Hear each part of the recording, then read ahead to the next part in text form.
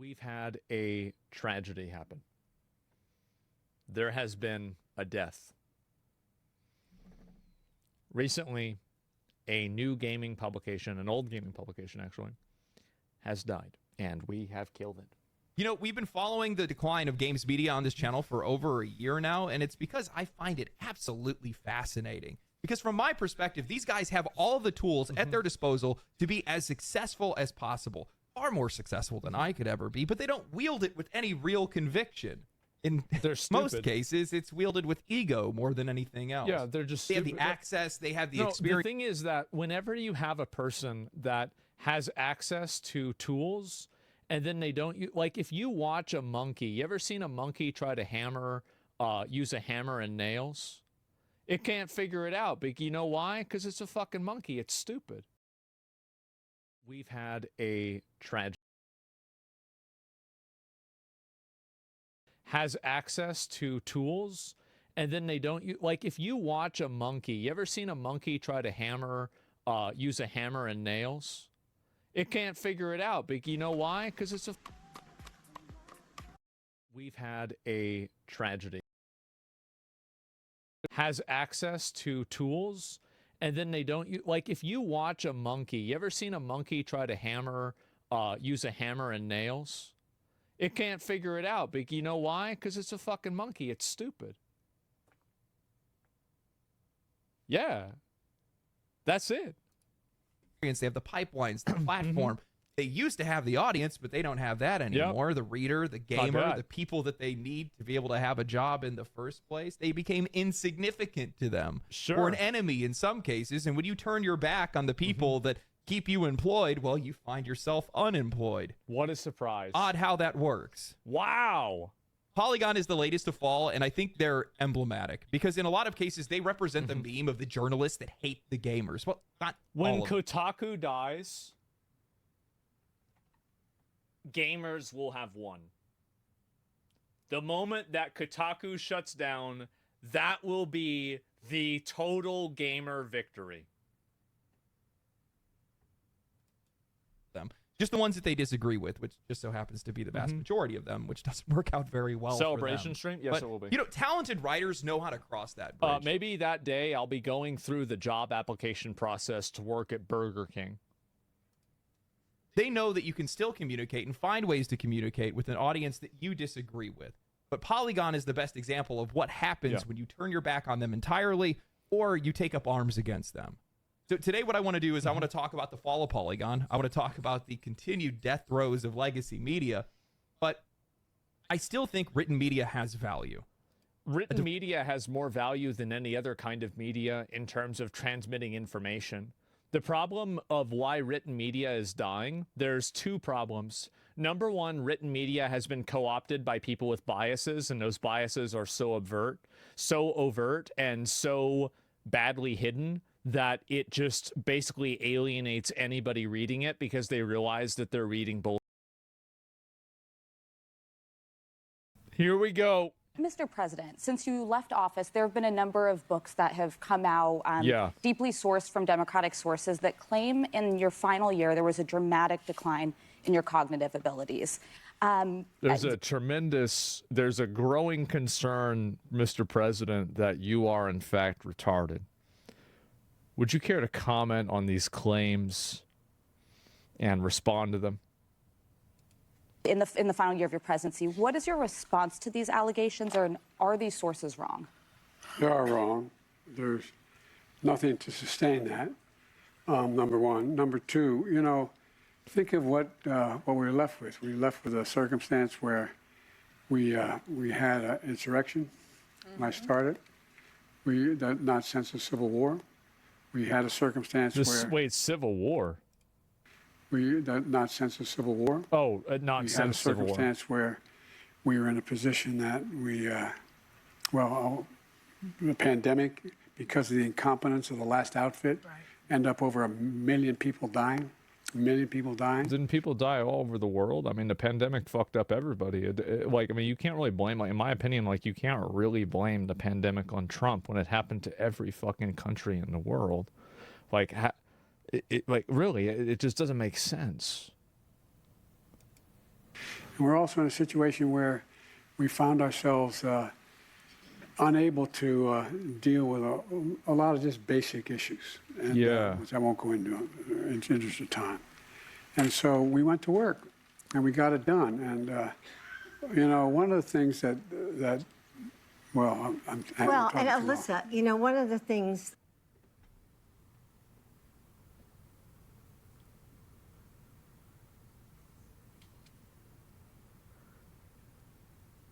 Ah, jeez. Ah, jeez.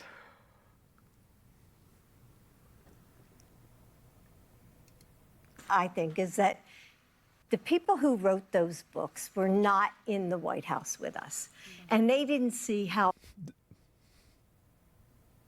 hard Joe worked every single day. He works so hard. Guys, he's working his ass. Come on. He works so hard. You can't be mean to him. Come on. Who is she? It's his wife. She was probably halfway the 46th president. I mean, he'd get up, he'd put in a full day, and then at night he would... A full day? What do you mean by like a full day? A full day of what? You know, reading my book, and he was still on the phone reading his briefings, working with staff. I mean, it was nonstop. It's the White House. You know, one thing that really assures people that there was no cognitive decline is the fact that 1 minute into the question about his cognitive decline,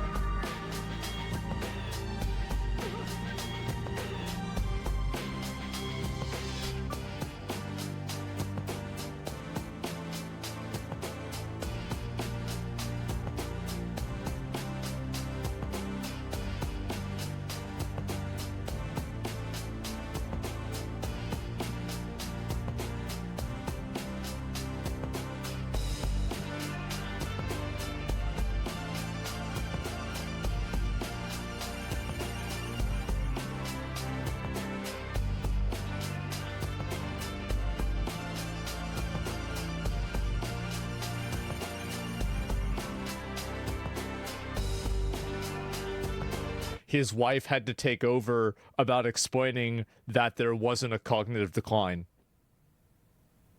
Like that. That really sells it. Is not like a job. It's a lifestyle. It's a life that you live. You live it 24 hours a day. That phone can ring at 11 o'clock at night or 2 in the morning. It's constant. You never leave it. And Joe worked really hard. I think he was a great president. And if you look at things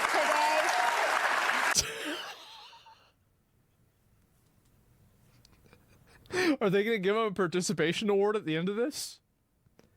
Like, here, we've got a pin for you. It says, #1 president. He's AFK, yes. Oh, God. Why don't we bring him out some ice cream? If you look at things today, give me Joe Biden anytime. See, they should have just, you know what? They should have just had her come out and be like, you know, like for the debate, they should have had her be like his translator. You know how, like, you know, when he's talking to like Vladimir Putin and like they have to translate it from like Russian to English? Well, I think they'd have to translate this guy. She'd have to explain it. Like, yeah, they should have just had her come out.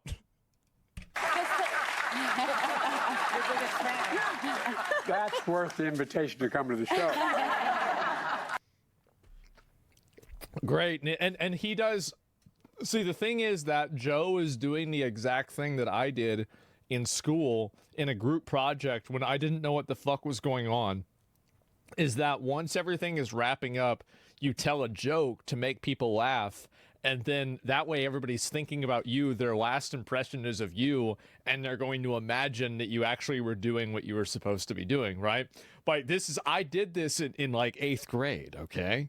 Like this is, he still got in him. No, well, this was always a thing that you would do, is that they would call on me because they would go down in a row, and like I obviously wouldn't know anything because it's like, you know, how many of you guys did the assigned reading last night? Well, I mean, I was in Blackrock Foundry, okay, or sorry, Blackrock Depths back then.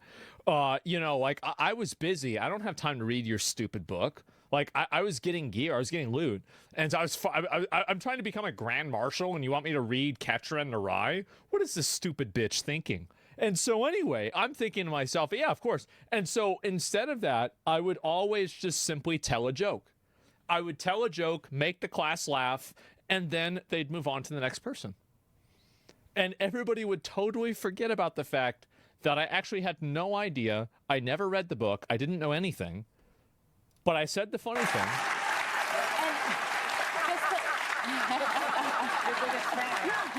That's worth the invitation to come to the show. And there it is, right? Oh, jeez. It's bad, bro. It's real bad. Mr. President, since you left office, there have been a number of books that... Yeah, it's not there. And let's see. Watching him on The View today and watching some of the interviews he did over... Thank you for your viewership. Yeah, I saw it. It's rare for me, but I did watch it. I will just say, watching him over the last few days reminded me that a whole bunch of people were telling this is the Joe Biden quality. This with a straight face that this man was capable of serving another 4 years as president. Yeah. And that these appearances, he could be the president right now, is going to be the equivalent of a nuclear bomb dropped on the Democratic Party when Jake Tapper and Alex Thompson's book come out next week. I don't know that the Democrats have fully internalized what's about to happen to them. Between what he looks like today and what they're about to report, get ready. I am not sure that Joe... You just said that what did he not say? You said that he told Kamala Harris that she could not have any distance from him. It's been reported. He told It doesn't matter what he was. He told her point blank, no daylight, kid, no daylight. Because reporting can never be wrong? Are you attacking Well, it sure as hell was about him. the journalism around it? You think reporting can never be wrong? You come in and you come on here and you attack reporting every night. I do not. We actually asked him... You're attacking reporting? Since when is attacking reporting a bad thing? I don't even understand the premise of this. There's critical reporting about this guy, and he told her point blank, no daylight. We asked him directly today. Right. Did you tell her that? You think he's ever told a lie? I don't think he tells many lies. Well, what about the lie about how, you know, he wasn't going to do a pardon? Because that was a pretty big one, right? Well, maybe he forgot that he said that. I could see that. Maybe he forgot he said he wasn't going to do the pardon. That's possible. Didn't he preemptive pardon? Yeah, for 10 years. I don't think he tells many lies. I don't think he's done a... Come on. You know why you don't get to laugh like that? Because you support a guy who lies every freaking day and lies continuously. You support a guy who cannot acknowledge... This is the crash out that I mean, is that whenever people like this ever get called out, they create like this weird thing where it's like, oh, okay, well, yeah, we're making stuff up, but you're also making stuff up. It's like, oh, okay, so then you're making stuff up. All right, yeah, that's what I thought. That he lost the 2020 election. And that lies about Yeah. it. I have no idea what's in Jacob's Instead of debating, they do personal attacks? Yes, exactly. We gotta go. Thank you very much. Okay. We'll be right back. Okay, yep, there we go. And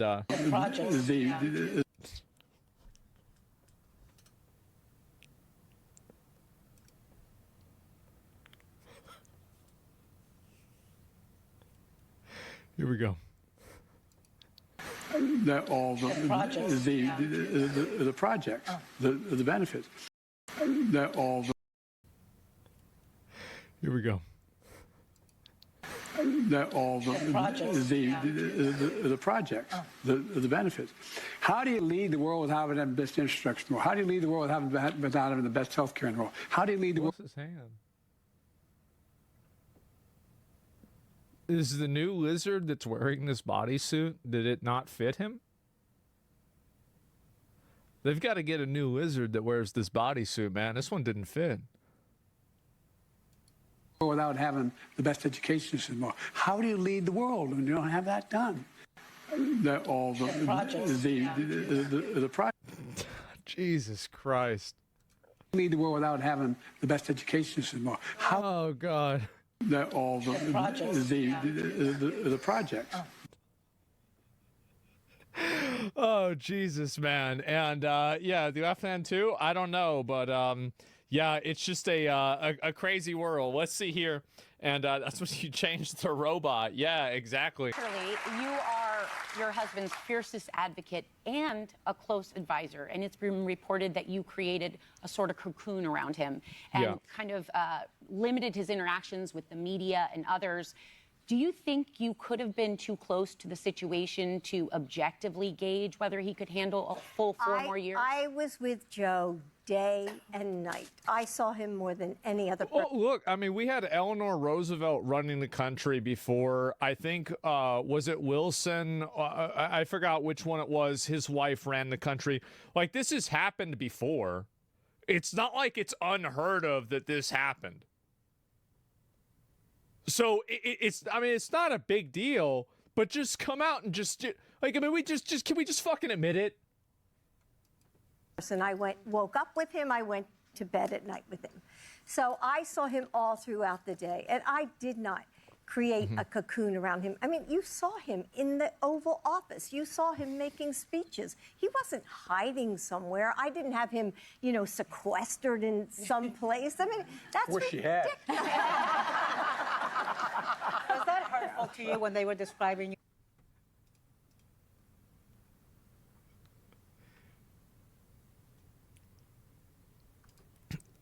Old Joe is doing another one of my favorite tricks. Tell him the truth and have him laugh it off. Just say it. Yep. in some place. I mean, that's Wish she had. Yeah, there it is. Was that hurtful to you when they were describing you as Lady Macbeth and all of Yes, those? it was very hurtful. It was very hurtful, especially from woke some him up? of our Yeah. so-called friends. Yeah. Shirley,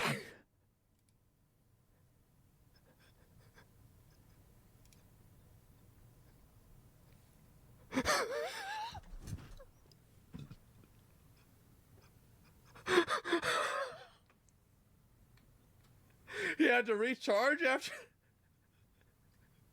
Oh God.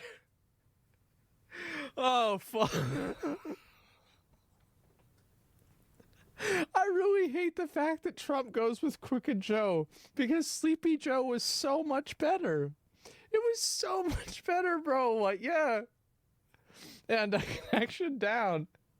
That was 10 seconds later. He wasn't hiding somewhere. I didn't have him, you know, sequestered in some place. I mean, that's Wish she had. All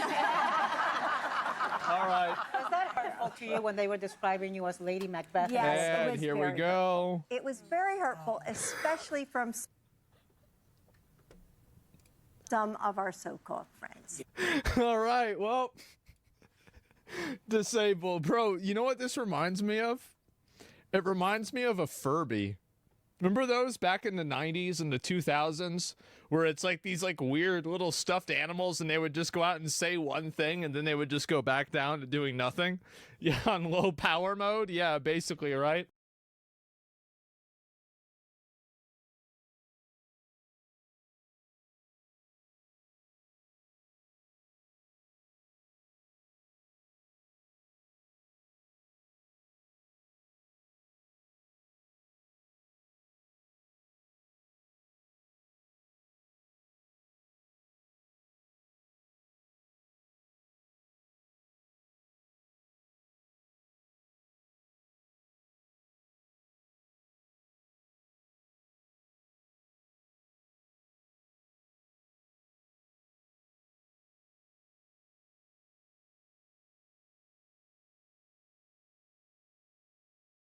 Schedule 1 beat the fuck out of you. That's true. That's a fact. Oh, bro, this shit went crazy. All right, class of 25, I'm going to start this course with a little disclaimer. Don't do drugs. Sell.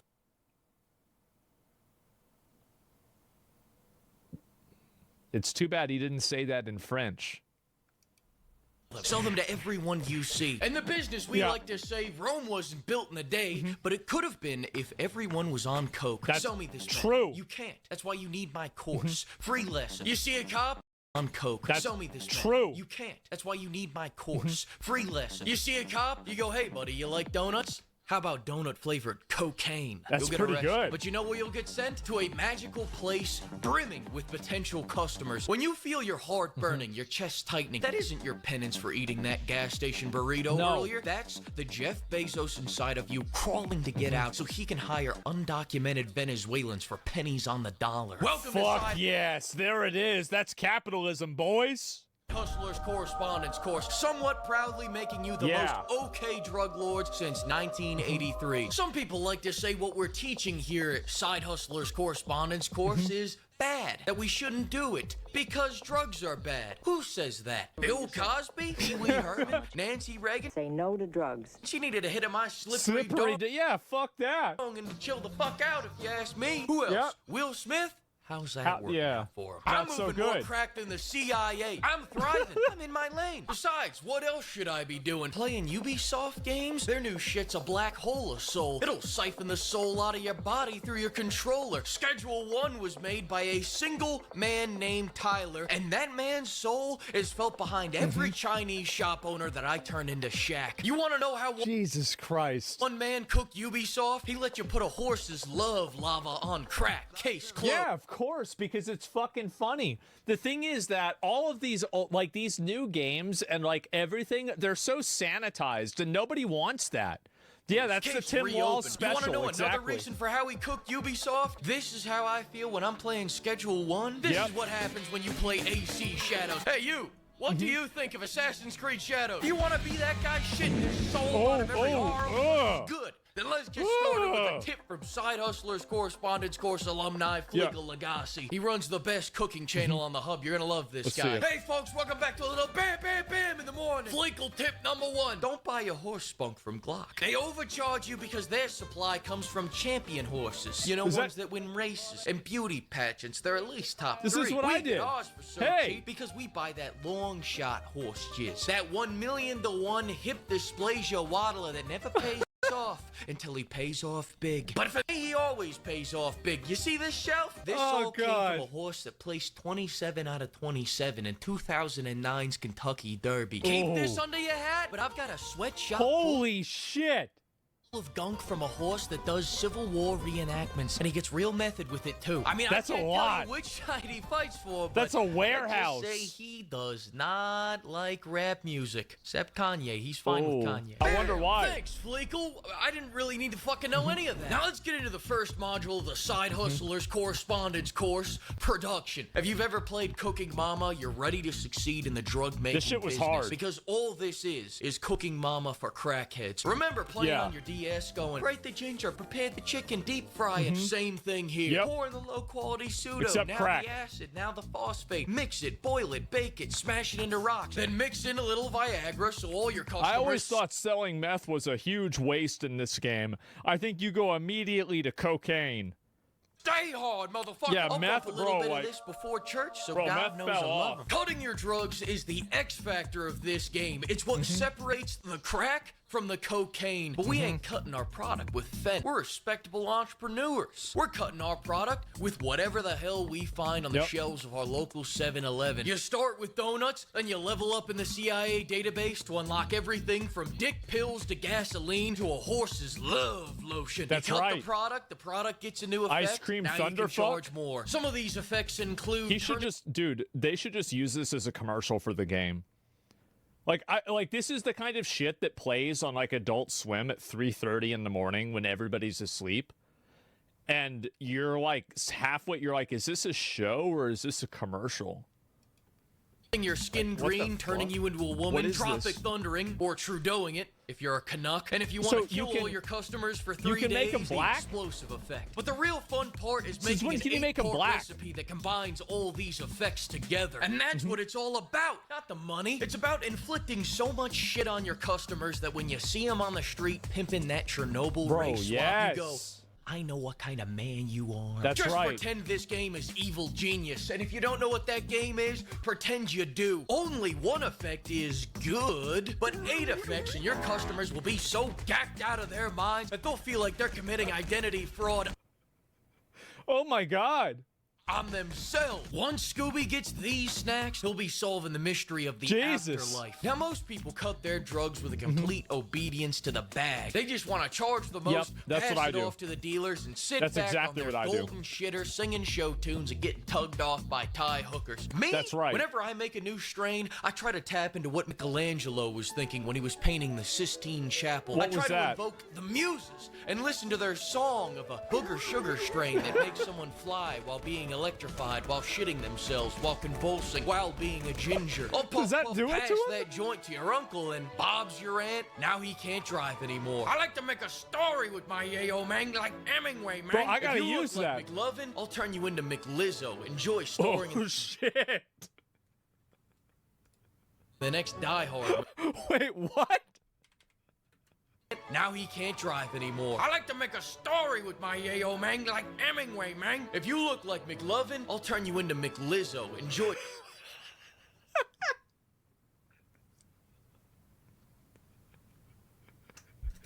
All right.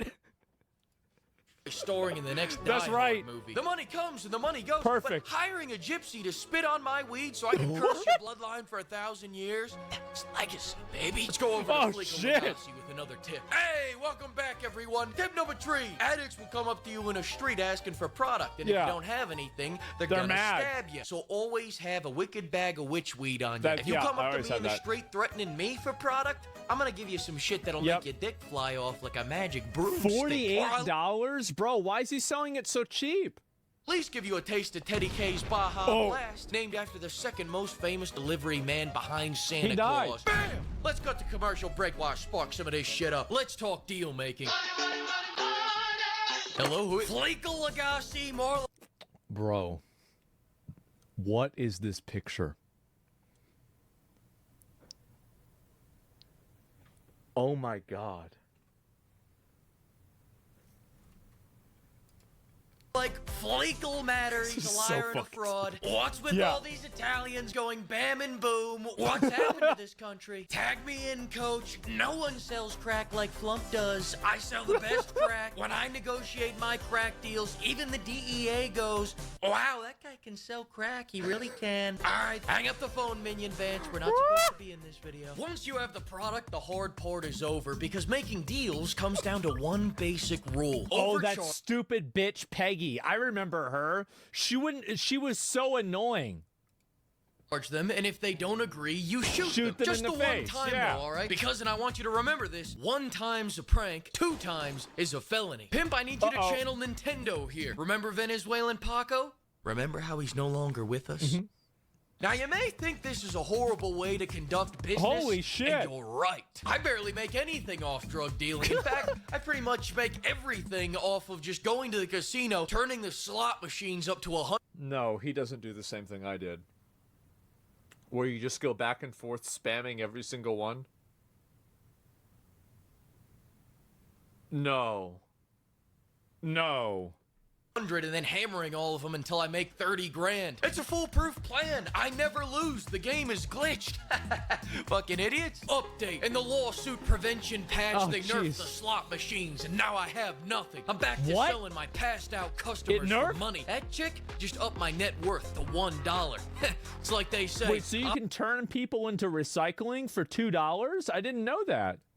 Opportunities don't happen, you create them. Once you have a mountain of product and your deals are all made, it's time to hop into the snowmobile and deliver some yayo, man. Some people have a big issue with the police stopping them from their entrepreneurship. I don't. Delivering drugs I've never been caught by the police in this game, not even once.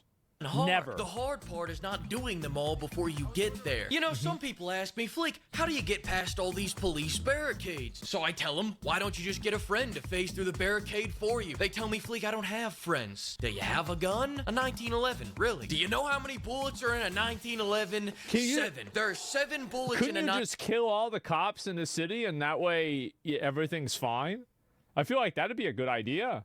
1911. So that means you have 7 things you should try before asking me such a stupid goddamn question. Hey, I do it. Oh, they respawn. Oh, do they? Get out of a speeding ticket. I say, bam!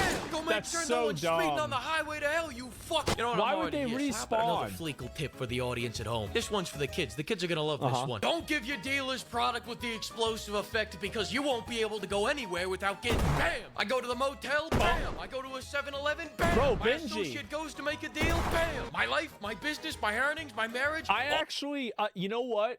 Now that I know that you can sell people drugs that make them have like a drug-induced electrical seizure in the street, it makes me want to start playing the game again.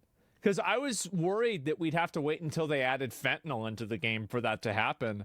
But it seems like you can do it right now. All ruined by... Thought about doing it. Bam. I give this blend an 8.5. Yeah, I watched Charlie do that. Blend right there. All right, let's cut to commercial break. Now, you're all set to become your very own kingpin, so I'm turning my attention to Tyler now. Tyler, we all know that being a jackass on the internet directly translates to being a good game designer, so I've got to... That's right. Yes. If there are game designers... Actually, this is just in general. If somebody gets like a Twitter history like exposed... and it turns out that they're just like a massive schizo on Twitter, I immediately trust anything they're going to say. At that point, I know that, okay, now we're dealing with a real person. Now we're dealing with a real one. Drug effect suggestions for you. I'm gonna go through these quick though. I gotta go bowling in like 5 minutes. A steroid effect, a roid rage effect, a gigantism effect, a dick shrinking effect. Listen, I know we already have generizing. It's a little bit too committal. I'm just trying to take a little off the bottom. Is generizing what I think it is?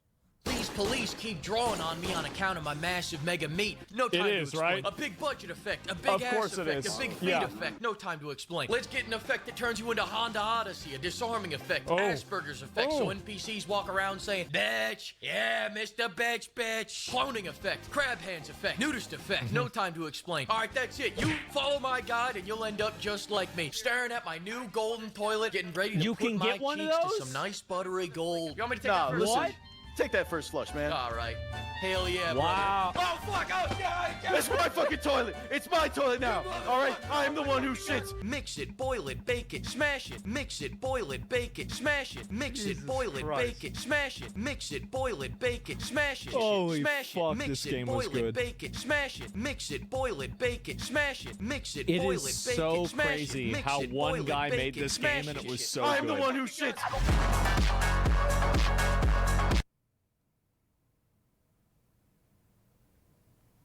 Wow. Bro, there's a video. It's a Fleekazoid video. I fucking love these. They are so good. Give it a like, man.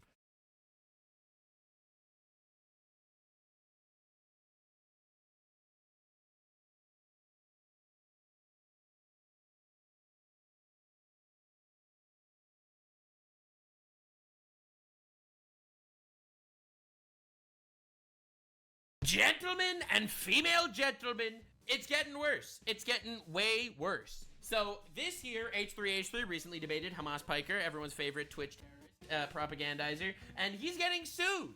He's getting sued by the Hassan Squad The Hassan squad came out to sue this guy. I don't know the details. The entire Hassan orbit is collectively losing their mind. It's a rough day for everyone if you're a Hassan orbiter, because it turns out, yes, they are actual freaks. And now that they are in the limelight, thanks to the Hamas Piker F franchise that is absolutely taking over the internet, you definitely want to lock in, boys and girl. You definitely want to lock the frick in. All right, I'm excited to see. Right now, Hassan is pissing off Indians by saying that India is a terrorist organization. So it's exciting. Let's go. Let's see. Hell yeah. Let's see them try to sue people now. Hell yeah. Terrorist supporters suing Jews. It's definitely an update. I don't know, man. The H3H3 situation has somehow gotten worse. Let's go! Local Hassan orbiter and streamer Oh my god, is that the rape denier? It is! We know her, we covered her, she's the rape denier. Has decided to threaten a lawsuit. Oh shit, she's gonna sue me now. Oh no, not getting sued by a rape denier. To Ethan. Why? Because Ethan called her out for spreading the lies and misinformation about Ethan's kids, which may have potentially led to the CPS call on his kids. True. She's now suing him for defamation. She's also started... What are you talking about? You can't... Dude, people do not understand defamation lawsuits. You know how many people tried to get me to sue Hassan for defamation because Hassan implied that I was a pedophile? Bro, none of you guys have any idea how defamation actually works. Bro, you're trying to sue a guy with 1 million Jewish lawyer cousins? Like, what are you talking about? But, like, what? Stop, bro. A GoFundMe of 100... Of course she ran a GoFundMe. This is the move now. Be racist, start a GoFundMe, make $1 billion. Easy. Easy, bro. Super easy. Hell yeah. If you're a black guy that murdered a white guy, bam! $1 million fundraiser. Are you a white lady that said the N-word? Bam! $1 million fundraiser. Do you basically make your entire content hating Jews and then sue a Jewish man? Bam! Fundraiser. $50,000 to sue Ethan. Let's go. Some actual morons have actually donated $30,000 so far. Yeah, it's funny, like Denims, known for denying rape and having tits. I really don't know what kind of lobotomites are watching and supporting Denims. Probably like the biggest simps you've ever seen. True. So we're just gonna go over her lawsuit as well as Ethan's response to the quote defamatory statement. Oh shit, this is great. I'm very excited for this drama because Hassan, he's like stealthy about supporting retards and terrorists, and then Denims shows up and is like, I am suing the person that called me out for supporting terrorists. Ethan has also sent her a legal letter in response, which we'll be looking at, and we'll look at some of the skeletons in Denim's closet as well, because she also has a lot that she can be sued for. She falsely calls people Nazis, puts love that bounties on people. It's really glass houses throwing stones here. Anyways, let's start with this tweet here. All right, I'm excited for this, honestly. This is exactly what I wanted. Hell the frick yes, baby. Dude, why is everyone in Hassan's orbit just an awful person? How does this happen? Like, you'd think you'd have one nice guy. No, never mind. He supports terrorists. You wouldn't think that he has nice people in his orbit. Good point. Ethan Klein, retract or you may want to replace your lawyer who can't do shit. Despite publicly acknowledging that I've never endorsed and even denounced calling CPS on Ethan, he has continued to spread this malicious lie. All right. And she's linked ethankleinlie.com, which is a GoFundMe page. We should hold influential creators like this to the same standard we hold anyone else to. What are we talking about? Your entire platform is essentially a Hassan Piker waiting room trying to actually funnel people into terrorist-supporting retard streams. Hold people accountable. Bro, if we're holding people accountable, Hassan should be in prison for 20 years for providing material support to terrorists, in my opinion. I'm gonna do my part. If Ethan Klein doesn't retract his lies about me, I will look into legal avenues to convince him that he Wait, so let me get this straight. She started a GoFundMe before she even decided to go into looking into legal avenues? You've got to be kidding me. Is this a scam? Should have. And somehow this actually got 20k likes. Here's what people are saying. Ethan said you promoted. Yeah. No, these people aren't. These people don't hate Jews. They don't hate Jews, okay? They do not hate Jews. They meant Zionists. Yeah, when they said sue the Jew, they meant Zionists. They don't actually hate Jews. True. The rumor by having bad empanada and talked about it afterwards. Yeah, I don't think he ever said you directly call them, so defamation wouldn't count. Sue that. Okay. Jew. That's interesting. I predict that she will regret this, and she definitely will after Ethan dusts her in court and probably countersues her. Oh, dude, this is gonna be fucking awesome. Think of the content. The content's incredible. Oh God, it's amazing. All these people are coming together. You defame people daily. You're only suing him because you were in a failed hit piece on him and you pretended to say something nice about him at the end. In other words, you're pathetic. Hope Ethan countersues you till you're dirt ass poor. Brave person on Twitter. He was based. We loved him for what he did. Oh no, this is awesome. This is incredible. The dunk is going to be glorious. Actual glorious dunk. No, I'm going to actually show you my, the Denims clip that I saw that changed my mind completely. All right, ready, gamers? Are we ready, gamers? This clip, in my opinion, is all the reason you need to realize Denims is a piece of shit. It's like one of those things that unless she apologizes for it, which I don't think she did, in my opinion, unless she apologizes for this, it is indefensible. This is a 17-year-old whose family was murdered in front of her and she was kidnapped for 50 days and continually raped while being in captivity. Nothing to say? You're not gonna fucking acknowledge what just happened? I will acknowledge what just happened. This woman who you claimed was continually raped in captivity did not claim to have been raped. Feminist, by the way. כי מישהו היה לפחות מישהי או מישהו אחד שחוו התעללות מינית והתעללות פיזית. כמעט חצי מהם. In that interview, she says that at least half the hostages she spoke to said they were sexually assaulted. At no point did she claim that anything had happened to her. And to my knowledge so far, no hostages have given first-hand accounts of being sexually assaulted in captivity. Anyway, 2 minutes later in that same documentary... I remember thinking, now is the moment. Something, what you thought about is gonna happen. And then I remember I turned around. He was standing with his gun, and the gun was pointed out at me, and he was huffing and breathing heavily, and he had a face like a monster, like a beast, like this. So I stood up and held a blanket, a small blanket, to cover myself, and he came towards me and just pointed the gun really hard at my forehead, screaming at me, take it off, and punching me until I could not hold the towel anymore. And he started touching me, and I resisted, and then he dragged me to the bedroom. And then he forced me to commit a sexual act on him. Fuck, man, it hurts No every time. hostages have given first-hand accounts of being sexually assaulted in captivity. Yeah, so, in my opinion, with all due respect, this is the clip that I saw about Denims that I was like, yeah, okay, actual retard. And, dude, I'm back on Twitter. Definitely follow me on Twitter. I am back on Twitter, at @Nux_Taku. I was raped. They were raped. Is there someone you forgot to ask? The Hamas Piker crew sitting and standing by, ready to lock in, boys and girl. That's Denims. Denims. Another whore for Islamist terrorists. Let's go. Let's go, dude. We got this. Nux, don't call her a whore. She'll be upset. I'm sorry.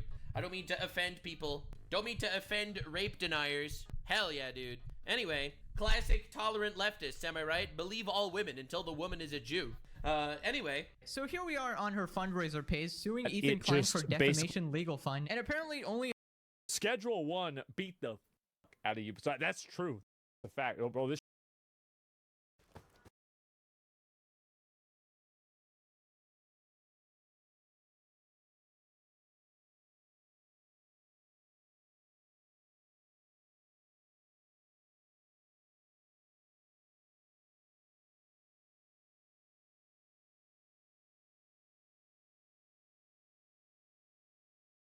Take a moment and think about what you want in life. Close your eyes. Go ahead. Think of that car, that life, that woman. Think about the man you... Schedule 1. Here we go. Mr. President, since you left office, there have been a number of books that have come out deeply sourced from Democratic sources that claim in your final year there was a dramatic decline in your cognitive abilities. Take a moment and think about what you want in life. Close your eyes. Go ahead. Think of that car, that life, that woman. Think about the man you want to be. Now open your eyes. You see that? That's a cease and desist letter. I'm suing you now. When you closed your eyes and thought you violated my patent, you sick son of a bitch, say goodbye to your savings. What, are you gonna cry now? Jesus Christ, hang on. Okay, so here's what we've got. You've just violated our other patent for crying like a little bitch after getting sued. You stupid motherfucker. Don't have that surprised look on your face because we've patented that too, Cease and desist. Just do yourself a favor. Be a man and just pay the licensing fee, alright? Thank you. Except now paying legal extortions is another patent of ours you violated. Yes, your house is ours. Now you're living under a bridge. Don't worry, we'll check up on you in a month. But so help me God, if you live in a box that even resembles a ball-like object, we're taking the fucking bridge. That's how it's done, folks. Hi. We're fleeking over the little guy, and we represent Nintendo in the upcoming lawsuit against Pal World. Here at Nintendo, we believe that innovation is for pussies with bad lawyers. Many have argued that this lawsuit isn't right. Others that it was to be expected. Some say, how can Pokemon do Pantheon. We have Rengar Ivern botlane duo. Wait, this is... Wait. Duo botlane, Ivern Rengar. Bro, you know what we don't see these days? Stuff like this, man. We don't see stuff like this enough these days. This is the first ever unique combo type stuff I've had this entire year. Man, it's gonna be fun to see, actually. Because every combo that becomes decently strong has to be super nerfed because it's OP for pro play. Every Yi-Taric. No, we can't have Yi-Taric in the game. This is actually too strong for pro play. What's another combo? Kayn Seraph, go inside of them, and then Seraph ultis. That got fixed immediately, didn't it? No, we can't have this. This is too strong. Why Riot gotta be like the biggest party poopers when it comes to combos? What's another combo they fucked? I feel like they fucked so many combos just because it was like a little bit strong. Sona Taric combo. Nah, we can't. Anything that is even a little bit off meta, we have to nerf it. Sona Taric, you know why? Why they do that? Yumi Garen. You cannot be playing anything that isn't an ADC bot lane. We're gonna nerf you. Riot biggest party poopers. If you don't play the game exactly how Riot wants you to play it, you cannot play. They keep nerfing everything that isn't like everything that isn't like a fighter top, you know, mage mid, marksman bot. If you don't play any of those, you will just be punished forever. Because that is what Riot wants. Riot wants that, so they will keep buffing that and nerf everything else. Until you're forced into this spot where if you pick anything that is even reliably fun, that even if you pick anything that is a little bit of fun, you will just be punished. Assassin's Top, they're gone, by the way. Assassin's Top used to be a staple. Kind of, not really, but you could get away with playing Assassin's Top back in the days. Can't do that anymore. That shit's fucking gone. Assassin's Top's fucking gone, you know? You're not allowed to have fun anymore. There's no fun in this game. All the old champions, you take a look at like Ezreal, you take a look at like Jarvan, I guess. You take a look at Lee Sin, whatever. Renekton even. Oh, that's an AD champion.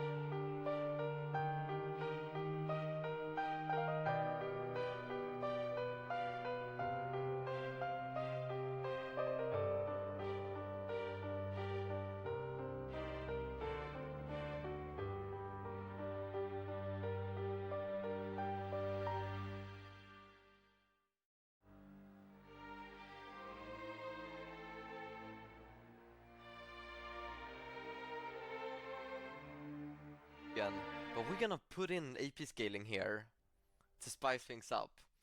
Oh, you wanna play you wanna play you wanna play Jax?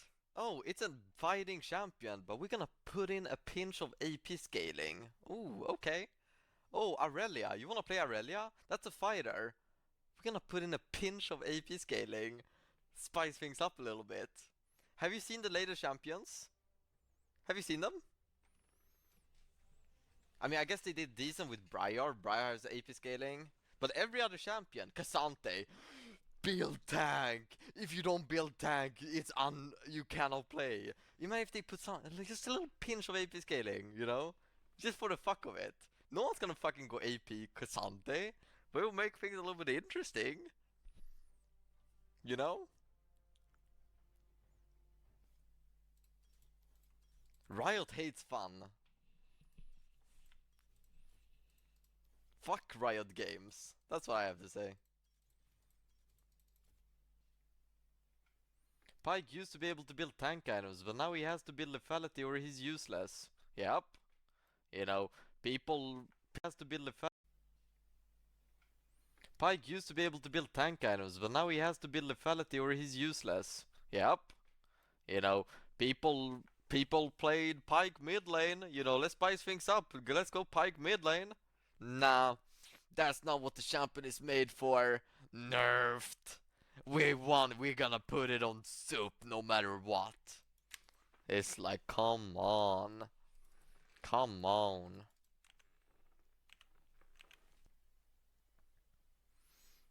You know, next patch they're saying they are adjusting Vi. They usually give like little teasers for the patch notes every week. And they say like, we're gonna buff these champions, we're gonna nerf these champions. Next patch, apparently they're adjusting Vi. I swear to God, chat, bro, if they touch my top lane Vi and buff it for the jungle, I swear to... Bro, I am done if they do that. We're gonna wait and see. Maybe it's an adjustment on the other way around. Maybe they're gonna buff top lane and nerf it a little bit in jungle. Because it's very strong in jungle right now. Have you ever tried Dota? It's a lot less restrictive. You can play almost any hero in any role. Based Dota. Never played Dota, no. Oh, this one's been getting...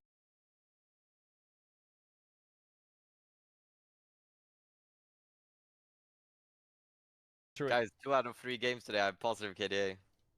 Yeah, what's going on? Are you okay? I don't know, I think I slept on the wrong side of bed or something. We were fighting on bot lane and you were farming mid wave, by the way. I was walking to the fight. Yes, I was walking to the fight and then I queued on the way. Wasted no, 0.1 seconds. No, pull up the bots. Do not pull up the bots. We're pulling up the VOD. Do not pull up the I mean, I think Renki was mid-fight. We will show the case and then can you move? Baus can call his lawyer if he needs. It was the fight in like next to Jargon. It was Baus' lawyer here, Velia. Yeah. It's not here, by the way. There's no way. There is with the jersey. Is it the old jersey or the new jersey? It looks black. Yes, everybody has like a right to a lawyer. We need to wait for Velia. I open up top. I remember. Not. The fight we take is close to the bot tower, tier 1. Is it earlier It's like than in this? our jungle. Oh, I know which one you're talking about, where you're on fighting red buff and you get Orion ulted and you're like holding your flash. Yeah. That was earlier, I think. We have Orion. Yeah, here. No, not here. This is not this one. It's the next one, I think. I think it's even earlier. It's no? here. It's here. So I'm sprinting. Let's see the sprint. Let's see the sprint. I'm even eating to get there. No, look at this. Let's see the sprint. I'm even eating to get there. No, look at this. Look at this. You could flank them and then they all die. No, actually, you could just kill everyone. No way. Okay. You have comms as well? Can I hear No, the they're taking the pink as well. Oh my god. I Just remember play you. it with My comms, play it bad. with comms, Let's play it listen with to the comms. comms so we get the Flash full. for I can tell ya, I can tell ya, I can tell ya, I can tell ya, I can tell ya. Careful bars. Can we play? Can we play? Look how cute he is. Flash though. wars. No flash wars. He doesn't even check. No, nothing. Boss, you I have could summoner move. heal and W in 5. Play slow, play Yeah, slow, I'm play coming. slow, play slow. W in 4. Yeah, we got it. My W is up right now. I remember it differently, but I do. Bro saying I'm Me, I coming sprint last there. hitting the wave. Yeah, I'm coming. W in 4. I go away. I remember this whole thing differently. My bad, guys. Eventually that Nautilus will for sure die. Old boss would say I'm not coming and just push me here. And the old boss will be Yeah. on their top tier 2 right now. Yeah, I'm on Vars mid, fight, Vars mid. He would We just be have a move. pushing for Talia tier ulting 2. in. Oh, what I should have done. Low key better, no? Than Yeah. pushing here. W team? Low key better. Try to play out. Push Pushing top tier 1, you or mean? push Or mid pushing and for tier just 2? tell team that you're not moving. I think tier Yeah. 1 is better than tier 2 top. Why are we fighting if, you know, we don't have Poppy involved? This is so weird. And the This Jarvan would, just yeah. sent it, no? And fucking ran it down. Yeah, he did. He was completely inting. Yeah, but like... I'm grouping here right now. And the cannon was so Maybe- far away. And we could have clicked back, I think. Like, this Jarvan is dead and then we could click back, no? I Yeah, don't see but the fight we're from not this point of that view. good But at I that. guess, you know. uh... We're not that good at Yeah, but they were full TP when the we Jarvan died. couldn't actually... But Poppy is too late anyway. Like, at this point, he's never gonna make it. Yeah, but he can chase after, you know? Like, long mean, he would, maybe. 'cause- I think he I would guess long, you'd have to run long like flank this. for But bushes. you get when I run. But it is mid, higher you value to guys push run. top, no? And then push mid. Isn't it? It is but- high value to push But there's no down. grabs in the game. Then he should have just Yeah. skipped the top wave, maybe, you know? W in 4. I go wave, I go wave. Just saying, Baus, it's okay to say no here. I know as a Swedish person it's hard to say no, but It is. it is okay to say no. Especially when Cato gives such a hard spanking if I don't. We need you to shift.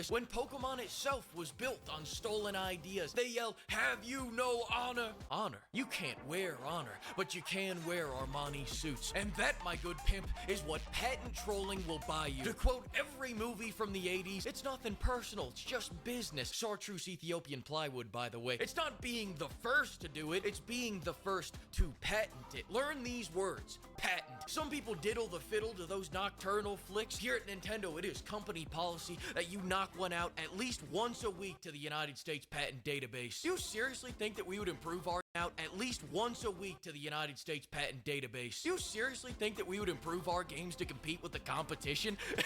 This fucking guy. Why would we hire more talent when we can just make more patents? And don't get patent infringement confused with copyright infringement. Copyright is how we kill the fans. Patents is how we kill the competition. Patents are the real Nintendo is how we kill the fans. Patents is how we kill the competition. Patents are the real Nintendo exclusive, not that greasy Italian drug addict. You want to know what those patents are? Go fish, bitch! Make a game and you'll find out. I guarantee it. Just between Pokemon and Nintendo, we have 28 patents. And I know you're thinking, if you have all these patents, well, why didn't you just sue right away? Because you guessed it. We a game and you'll find out. I guarantee it. Just between Pokemon and Nintendo, we have 28 patents. And I know you're thinking, if you have all these patents, well, why didn't you just sue right away? Because you guessed it. We were making more patents. Sub-patents. The patents where you turn one patent into 3 patents. You always gotta work the sub-patents. Sub-patents are where you go, hey, on second thought, what I meant by that main patent that we filed back a few years ago was that shit right there selling 10 million copies. Strike a main patent down and we'll split it into 2 more patents, 4 more patents, 8 more patents, 16 more patents, 32 more patents. We fucking love patents. I made 300 patents in the last 20 days, motherfucker. And once those got approved, that's when we hit Pocket Bear with lawsuit, lawsuit, lawsuit. Watch your hair. Here comes another lawsuit. Here's a rag to wipe off all that lawsuit. And the beautiful thing about all these lawsuits is we don't have to win.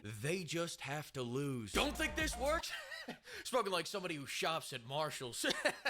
I shop at Old Navy. Crew shirts, 100% cotton, $8. Wash it once and it's a crop top that suffocates you. Go fuck yourself. Oh, I'll tell you how much this works. We've got a mobile game that paid us $20 million because they had the audacity to include shadows in their game and a few other things. Little Venezuelan Paco tried making a Game Boy and we sued him so hard, Venezuela no longer exists. Go ahead, look at Google Earth. Shit's not there anymore. And we would have used this tactic on Brother Gabe for making that knockoff Switch, but the previous legal team only made patents for a shitty handheld device, that can't run our own games at a stable 30 FPS, and a shitty handheld device that can be docked so you can see how shitty the game runs on your 4K TV. This oversight is also why the previous legal team has since committed Sudoku and no longer practices law or life. Now at this point you may be wondering, what's the end game with all this patent trolling? Our real goal is to leverage patents against the entire world. This doesn't stop at gaming. We hold the patent for throwing balls at monsters with a probability chance. Say goodnight, Tinder. We have the patent for casting shadows from behind a tree. Goodbye, shadows. See that orphanage? We're tearing it down. What patent did they violate? None. Here's another Kirby game. Look, you've already forgotten about it. We hold the patent for riding animals. Remember that chick from the bar last week? You rode her. Here's your cease and desist letter. We hold a patent for a ball that contains monsters. Let's take a step back. What is the Earth if not one giant ball that holds monsters? God, I hope you have good lawyers because the licensing fee is gonna be massive. I'm talking 50 million Argentinian pesos. Good thing they didn't just replace the ball with cards like Temtem, right guys?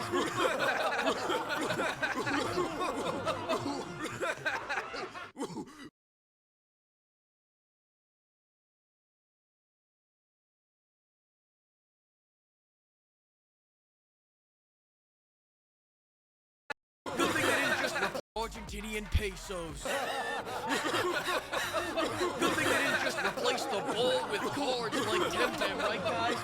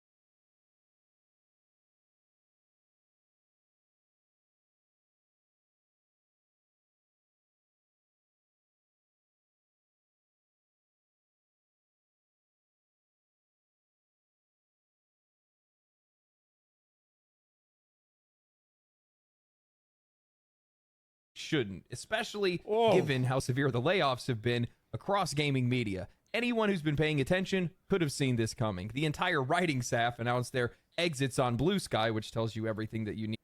That's right. Need to know. And in the eyes of many gamers, this wasn't a tragedy. It's because Blue Sky actually isn't popular, and them leaving Twitter to go to Blue Sky is them shooting themselves in the foot.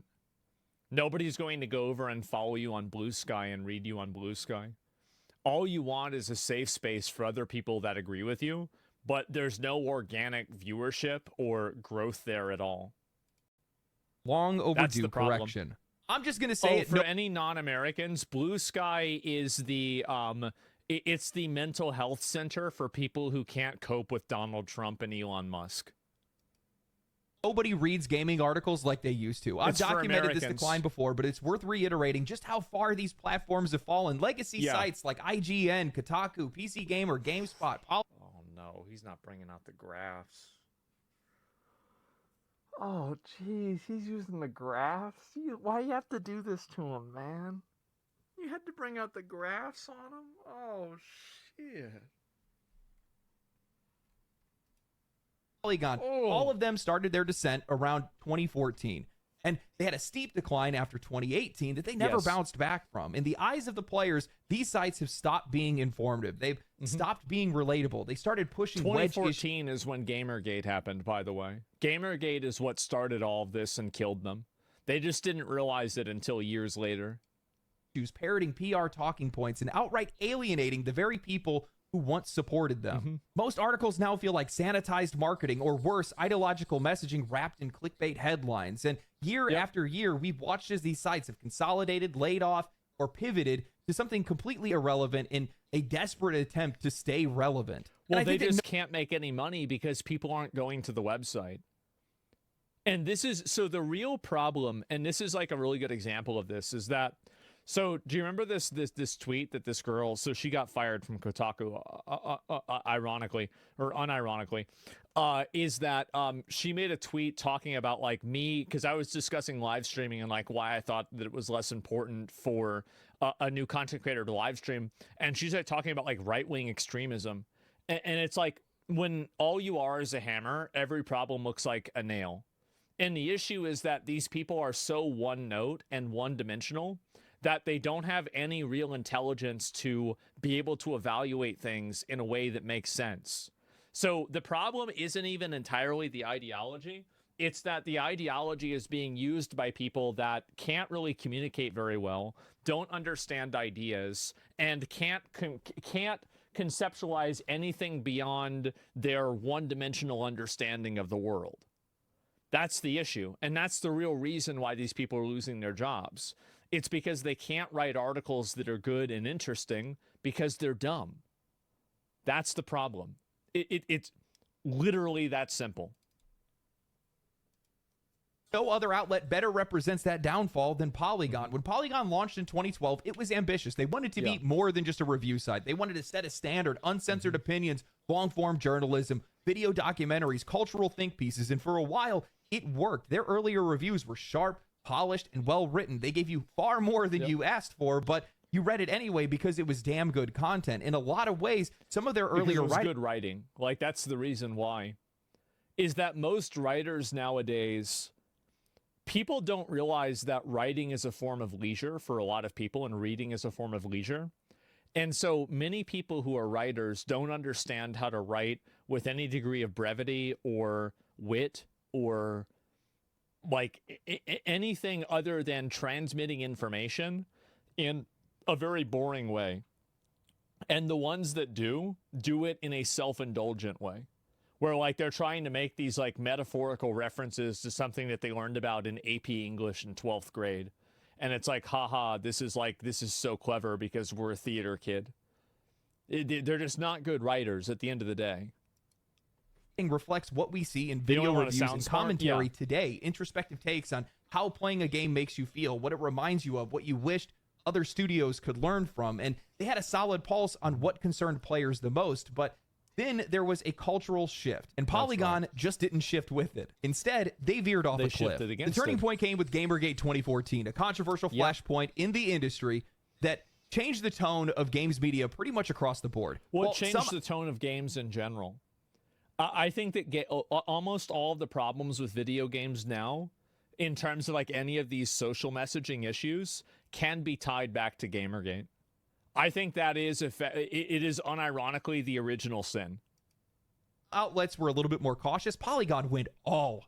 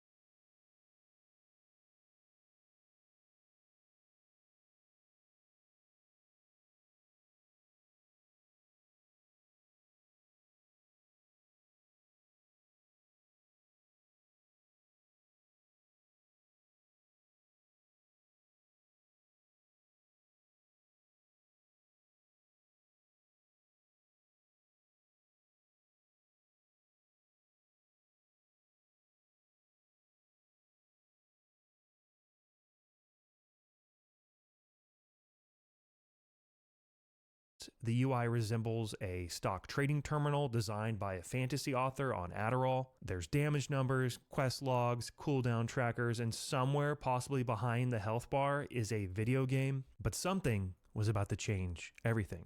A small community of gamers started attempting hardcore runs. The rules were clear. Death equals delete. No exceptions. If you've never played an MMO, it's hard to comprehend how insane this idea was. Deaths happen all the time in MMOs, and it can take weeks, if not months, for most people to level a character and obtain all the gear they need for late game content. And even worse, unlike a single player game where when you restart the world restarts with you. In hardcore WoW, all your friends and everyone in the server continue to move forward in time while you return to the beginning. Disconnect traveling to a city. Delete. Start a quest and forget that it flags you for PvP, and a no-life rogue is sitting stealth waiting for hours for someone to grief. Oh, flag him! I wouldn't hang around too long if you value your life. Does this guy just sit here all day waiting for this? Delete. Use a health pot. Oh my gosh, that's my health pot. I can't. Oh my gosh, no, no, no, no, no, no, no. I'm dead! I'm actually...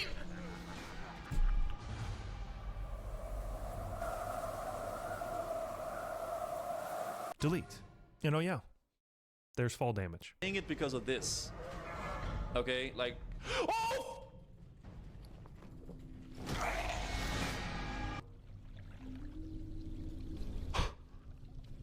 The hardcore rule set fundamentally transformed almost every aspect of the game. You stop thinking, what's the fastest way to level, and start thinking, what's the safest? Every pull, every cave, every stun effect matters. Guilds were not just for clearing large dungeons to get better loot, but to help each other stay alive. The hardcore rule set caught on fast, and people loved it, which is exactly how you know it wasn't Blizzard's idea. The game mode was entirely driven by a community and enforced by a community-made add-on. The add-on enforced a strict rule set: no invulnerability items, no auction house, no trading with other players, and of course, death equals delete. Health warning. What the fuck, Cedar? Entire guilds were doing in-game raids made up completely of hardcore players. This had never been done before. Come on, come on.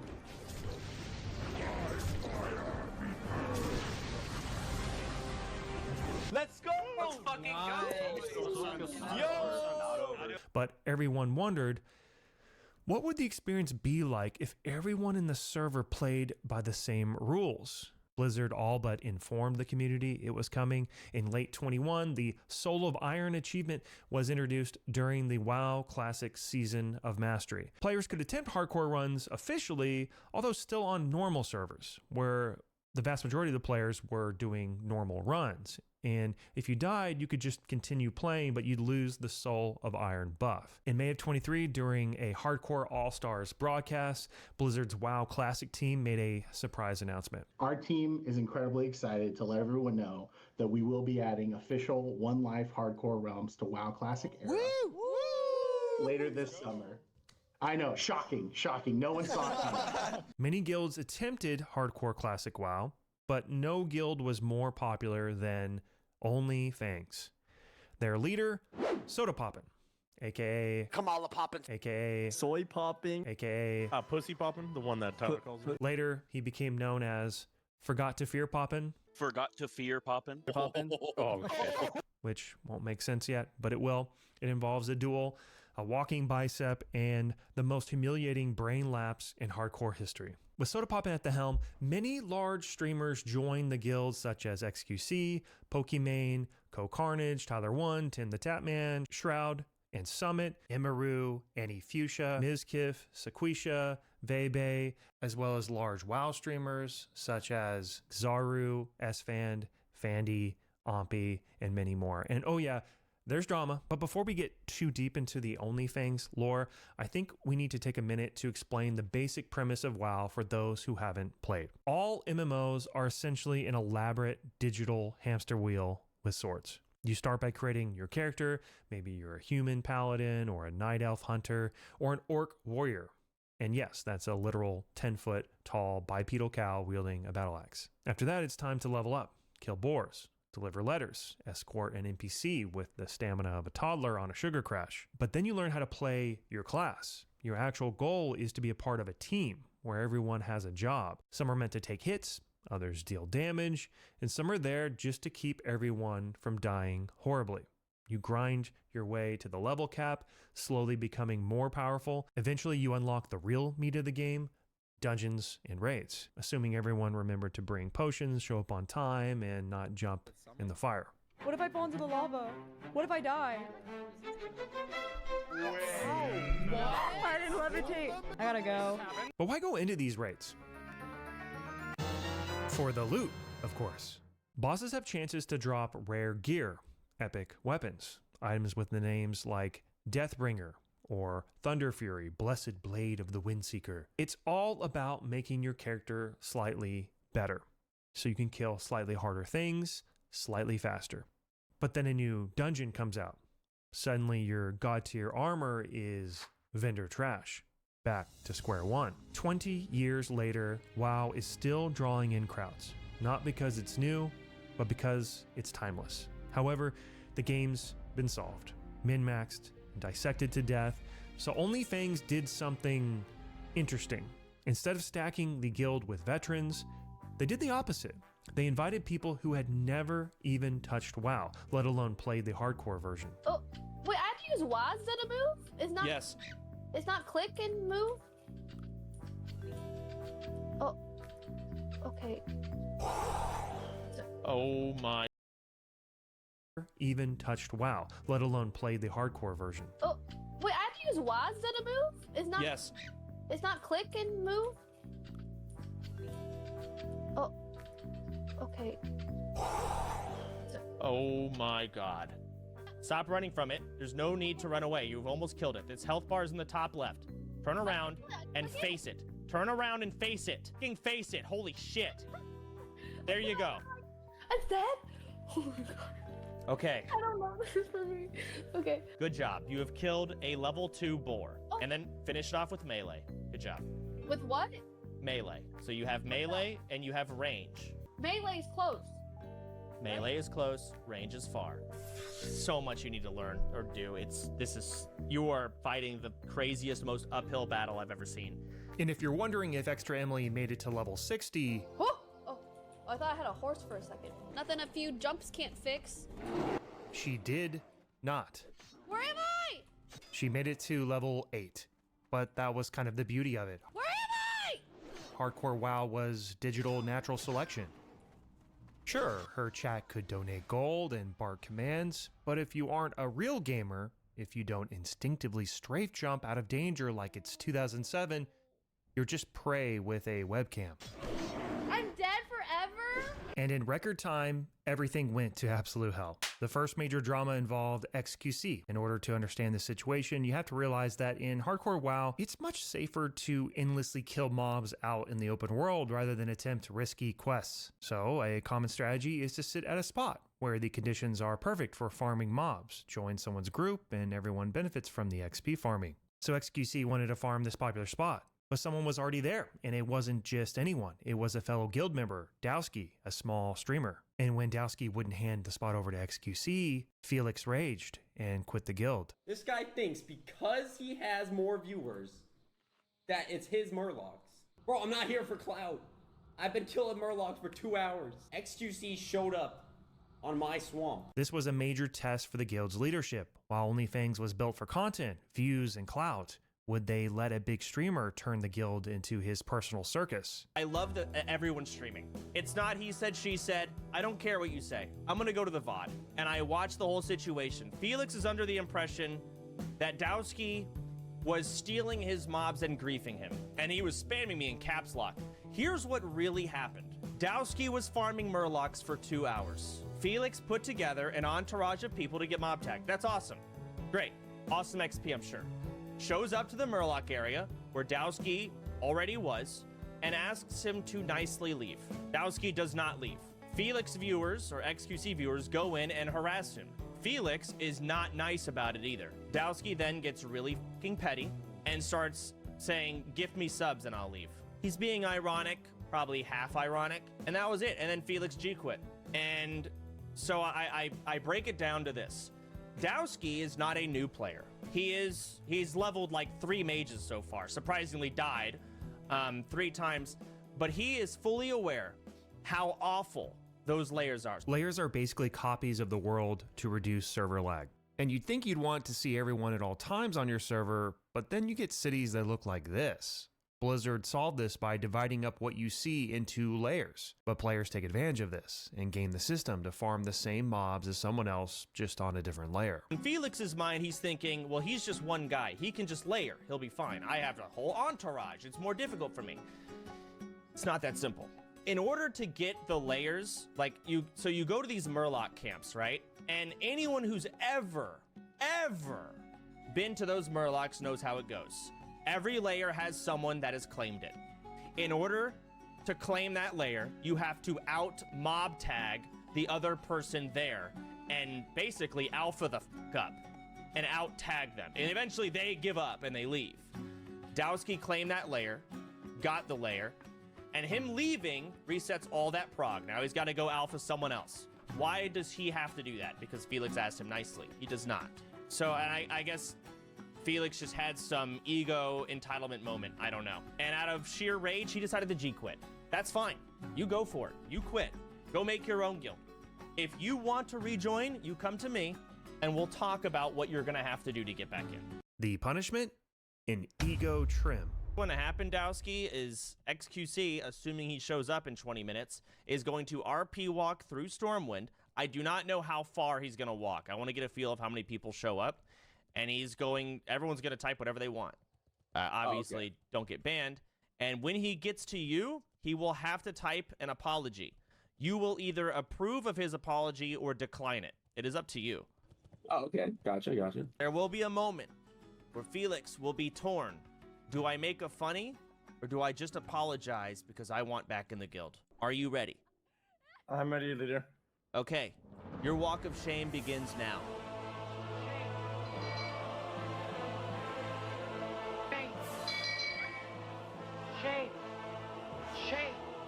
Shame. It's just me. Perfect. Felix, you may now type out your apology. So there are a ton of people here, and you cannot see any of them. And you know what? That is fine. Remember our conversation earlier about layers? Well, here they are in action. You may now type out your apology in order to regain your honor and regain an invite to OnlyFans. Oh my god. Dowski, my lord, my precious. I have failed you and all of the guild with my abhorrent behavior.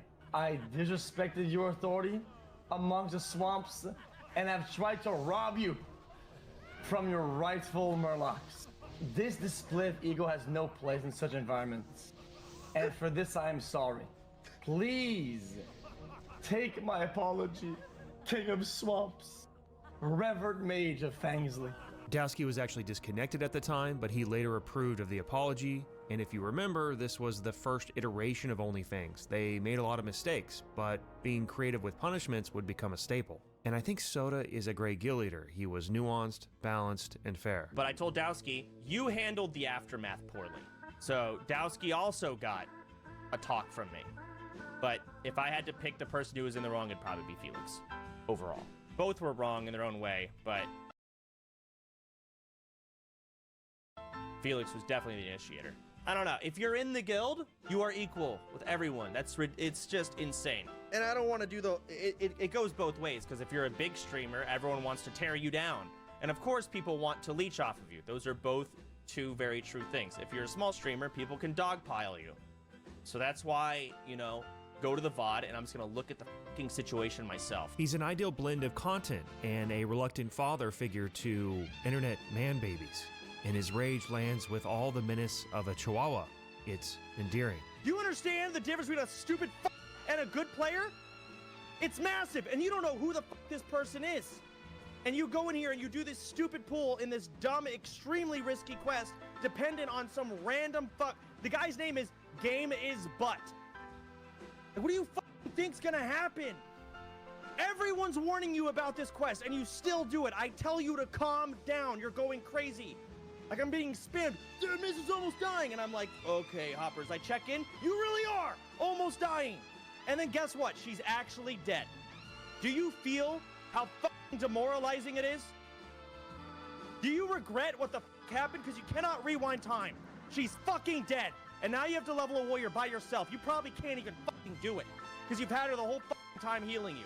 Now you gotta actually play the game. And she has to start over because you decided to do something stupid.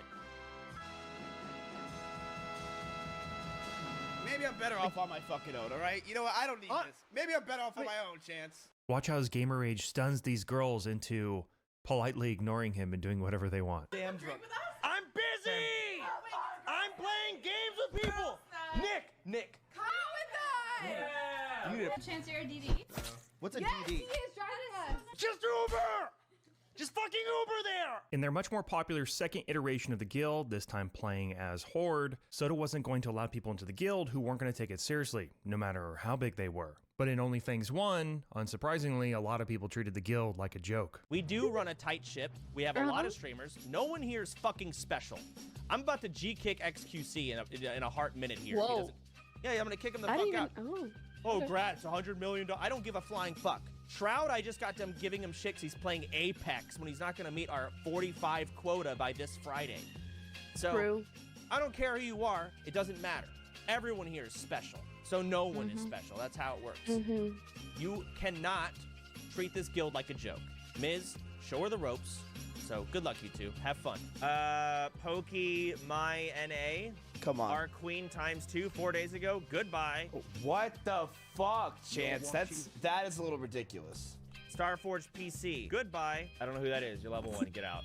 I don't know who this is. Goodbye. Goodbye. If you're below level 20 and you haven't been online in like 5 days, you're not taking it I don't seriously. know what the fuck you're doing. Exactly. I don't even know how you don't hit level 10 in one That's session. my guild master. You're not taking I it guess seriously. There are some noobs, but like, really? And it can be frustrating to watch a streamer play an MMO. People walking up to them all day, opening a trade window, and handing them gold. 300,000 gold, Oct Gold, traded me holy fucking shit. This is just great, guys. Let's keep it going. Without restrictions, there's no drama, and without drama, it's not that entertaining. Sodapoppin had to rein in streamer privilege, so to actually have a respectable hardcore guild, he implemented a few rules. They established a self-found guild, meaning there was no outside trading or buying of items, so no auction house. They even used an add-on to enforce a rule set. They even held IRL meetings.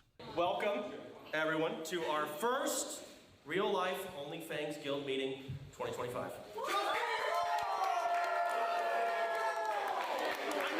I'm not being real. I killed like 20 of you guys. Yeah. You all suck. So like, I got a girlfriend, so like, What was our team chant again? It was like 1, 2, 3. Oh, fuck Grayson on 3. Yeah. 1, 2, 3. So like, I got a girlfriend, so like, What was our team chant again? It was like 1, 2, 3. Oh, fuck Grayson on 3. Yeah. 1, 2, 3. The journey was hard for many. Let's do this.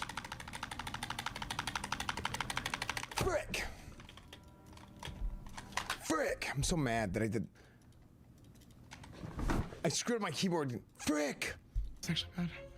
It's actually bad. It's actually bad. Please no, please no. Please. He's one rune. No! Oh, 7. Watching Esfan die for the 7th time. Okay.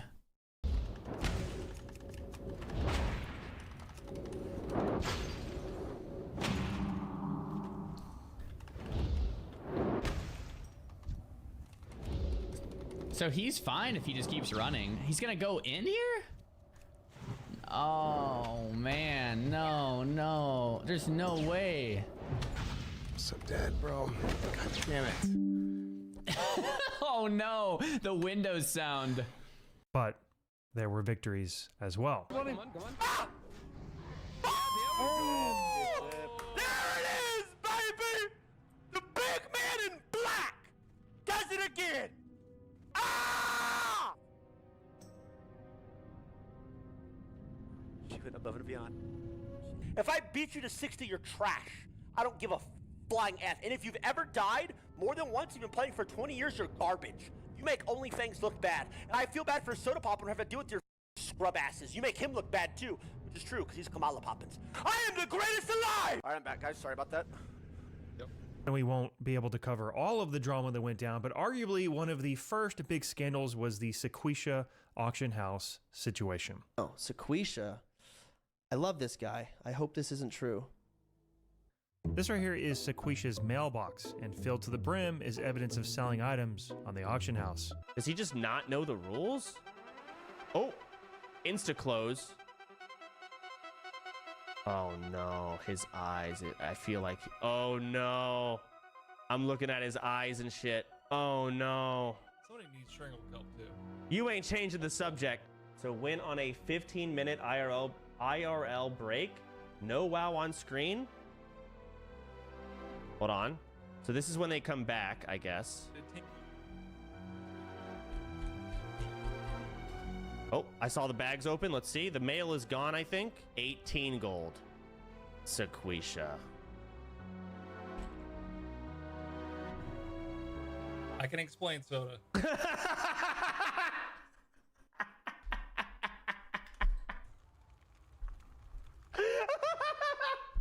Cut right to it. I was using it for bag space, and when I posted it, it was like for a price that no one would fucking buy the shit for. So I had a bunch of shit like getting spit back at it, you know, kind of like. Okay. I would do that like in New World. That's essentially what it was. I understand. However, the bag space challenge in itself is part of the challenge, and I'm put in this weird position. Sequisha, you're the first person to be suspected of cheating, and you damn well know people are going to want blood. Your fate will be determined by the server to an extent. You must stand in the Gurabashi arena, let's say for 10 minutes, without being in a group. And if no one comes in and kills you, you may walk out and continue your journey. Oh boy. Some people thought Soda's punishment went too far, but plenty more people wanted Sequisha's head. He didn't just disable the hardcore add-on, he cast doubt on every accomplishment the guild had earned. The Guribashi Arena is effectively the only true PvP zone in hardcore WoW. Anyone in the server who enters can die, and that's exactly what happened. The average level on the server was probably well below 30, so few people were able to outclass Sequisha at level 37. It was getting towards the end of the 10-minute timer. Sequisha was about to get off scot-free when Zeroji, the server's first level 60 character, decided enough was enough. Multi-shot? Oh, I mean, it's just not, I mean, it's a level 60. Oh man, Zeroshi's just killing everyone. He kills at 29. He kills at 37. Yeah, man, bloodshed, He kills at 37. 29. Enough. Multi-shot? Oh, I mean, it's just not, I mean, it's a level 60. Oh man, Zeroshi's just killing everyone. He kills at 29. He kills at 37. Yeah, man, bloodshed, Zeroshi's having, look at that smile. My man Zeroshi got world first level 60 on hardcore. He put in the time, the energy, and the effort. He's 60 before anyone else. And he goes in and he's just popping people off like flies. It's impossible to have more fun in a video game than no-lifing for a week and then being better than everyone else and just killing everyone instantly. And for the most part, things were going as planned, and after about a month of grinding, the guild was preparing for their first clear of Molten Core, the first 40-man raid. But the unthinkable happened. Soda was level 60 doing a dungeon with 4 other guild members, and they had a close call dealing with a boss mechanic. Just stand come over here. That's it. So this is Vey, she's the healer for the group, and she's standing within line of sight of the boss. If she can't heal Soda, the tank, he will die. Okay, I can't heal you. I can't heal you. Let's watch that again. Vey is getting kicked by the boss, silencing her for 4 seconds. When she's silenced, she can't heal. Look at Soda's health. He backs away and uses a health potion. He can't use another health potion for 2 minutes. Like I said earlier, in WoW there's a lot going on up here, even though it can appear like an incoherent mess to a regular gamer. Let's watch it in real time. How do the cannons work? Watch out. Hey, I got it. come back here. What do I do? What do I do? Just Everyone stand come here. over here. Just I got stand it. here. That's it. Okay, just I grab the can't. I cannonball can't. I and cannot. I can't heal you. I can't heal you. I cannot heal you. I'm I kicked. health potted. Health potted. Like I'm kicked. This guy's kicking me. I'm kicked again. All right, you need to stay away from him. Opposite side. Opposite side. So let's pull away Oh, from thanks for Vey. explaining with fucking fight, boys. Yes, yeah, we needed to. Sorry, that was not done well. That was on us. They kill the boss, they get the loot, and have a quick post-fight debrief. So yeah, I would pull here. I would drag it over here. Everyone would go on the opposite That side, so sucks. they're at a kick range, and then one person would do the cannons. But we all lived, so life is good. Did not know he had a kick. Actually, Me did not know neither. that. It's my first time doing this dungeon. Bro, you almost died. You were at like 500 HP. I had buttons to press still. I health potted and then I could have shield walled, but Wake taunted. Me and Vey are noobs. Yeah. No, you guys were fine. We got it. We were good. Don't get spooked because that was unprecedentedly fucky. They make small talk about another game, Black Desert Online, and they find themselves in another precarious situation. Every time BDO gets brought up, all I hear about is how people dox and like monks here, are monks here. toxic. Bro. Pull him back. It's a pull of 5. Battle mage. Battle mage. Kill the battle mage. I'm dead. Oh my god, you died to a Nova. I think. Oh my god. What just happened? Slow out, slow out. I have a masterwork dummy. Slow out, slow out. Wait, are slow. you serious? Go out, go out. Everyone out, everyone out. Did you die to the Nova? Slow out. What? What the fuck? Keep going. Just watch for Vey. Wait, did I kill you? Should I? I'm pressing fade. I'm scared.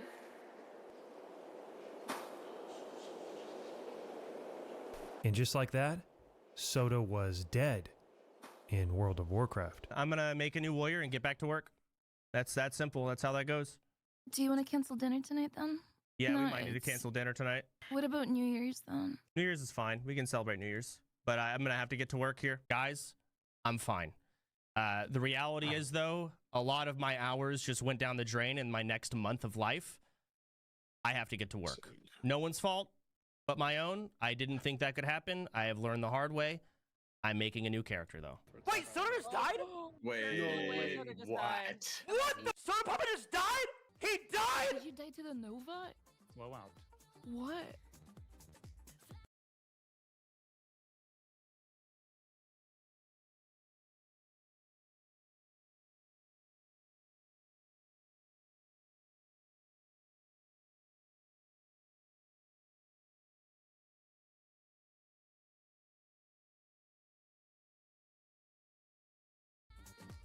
How can this guy? He can't take! Wait, did I kill you? He can't take, bro! Should I? I'm pressing He fade. can't take! He No, died! Shield wall. With Wake! Keep I going. told Don't worry you! about it. You're not These safe. guys are ass! Okay, Come on it down! Working with me. Hey, delay the raid, pussy! Taking a Nova. Hey, you better delay the raid again, pussy poppin'!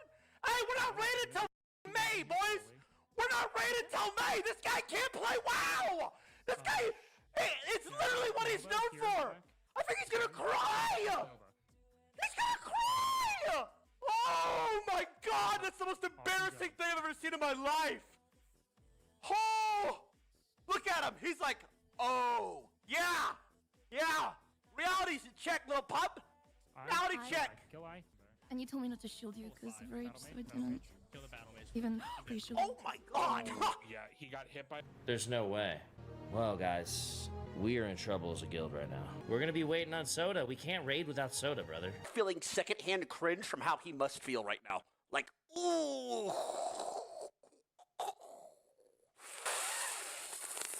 I would stop my stream. I'm not gonna lie. I couldn't. So props to him for keeping on going for that shit.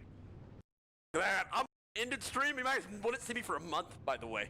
You may be confused as to why Tyler 1 was excited and almost happy that Soda had died, because they're in the same guild, and most of it is just Tyler 1's over-the-top, ultra-competitive trash-talking style. Tyler 1, like all streamers, are not used to being a side character. Tyler would frequently clash and make jokes at Soda's expense. All drama and complaints and suggestions go to the new GM. Soda would make an announcement the next day. All recruitment goes to the new GM. All punishments are done through the new GM. Every responsibility that is involved in being GM is going to GM. Until I once again reach level 60. But who would take Soda's place? I could poll it, but I know everyone wants it to be Tyler. So I am doing nothing anymore. I am done with all of it until I'm 60. He's Guildmaster. All right. That's done. Tyler hit the ground running, announcing all sorts of changes. Most importantly, to prioritize his Lionheart helm. And he even came up with a new mission statement. There's gonna be some changes around this pussy-ass guild with these soft-ass losers. So, number one, give me my helm. Mail me all resources. Mail me the bars. Mail me the helmet in general. Give me the item. If you are caught using on stream, anybody else's stream, trading bars, using bars for anything other than giving my helmet starting now, you must do 150 push-ups, halting all Lionheart helm resource transactions. Okay, I'm having a brain fart. How do you spell transaction? Transaction? Like that? It doesn't matter.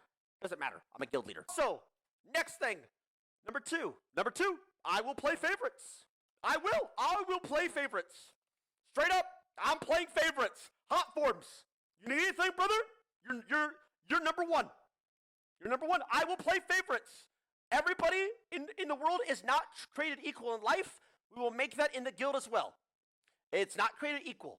If you've benefited me in some way, you've helped me, you've been in a dungeon, you've given me a tip, you gave me a trick, blah, blah, blah, you will be rewarded. Anything you need. But in all seriousness, his overall message was that he wanted the guild to harden up and start taking things more seriously. Soda stood by, popcorn in hand, watching it all go down. He can say these rules, that's fine. But will he enforce them? Somebody remind me what I just said. Is he losing his train of One thought? day off, I've been okay, there. yeah. This is why I use a notepad and I write things down before I try and talk to people. Because it is really easy to lose your train of thought. I think this dip soda poppin', by the way, I think he literally had 50 billion things planned. He crashed out so hard. Everybody was like messaging him like for his plans. He's literally responding to them, not doing it. Message Tyler 1. He actually is, by the way. Like he's literally not doing anything. Like he's literally invites, add-ons, meetings, events he had planned. I've never been spammed so much on everything in my life. Tyler was realizing that being a guild leader is not a dictatorship, and he was starting to regret being in charge. People are dying. Every time somebody dies, what does that mean? The raid gets pushed back further and further. So then I'm like doing a recount in my head. Okay, we want newbies for the raid. They're never gonna hit 60. Brother, we're like a month and a half in. They still haven't even dinged 60 once. They still have to dungeon. They still have to get gear in dungeon. They're gonna die during that. They're not me. Stop dying, you idiots! Imagine, statistically speaking, if all the 60s are dungeoning, more people are going to mess up, more people are going to die. That's going to delay the raid even longer. Then they have to get, then when the noobs level 60, they do the dungeons, they're going to die. It's going to delay it even longer, even longer, even longer, even longer. There's a bit of a conundrum. Actually, there's a bit of a problem. Bro?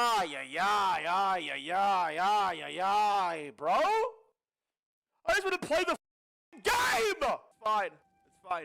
It's fine. I can make only things great again. Give me your phone. Look at what tactics just messaged Kayla. Look at the length of this message.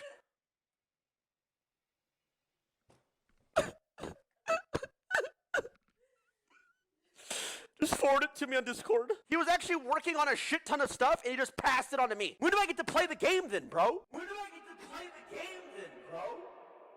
I think Soda proved his point. He would begin to start working with Tyler more.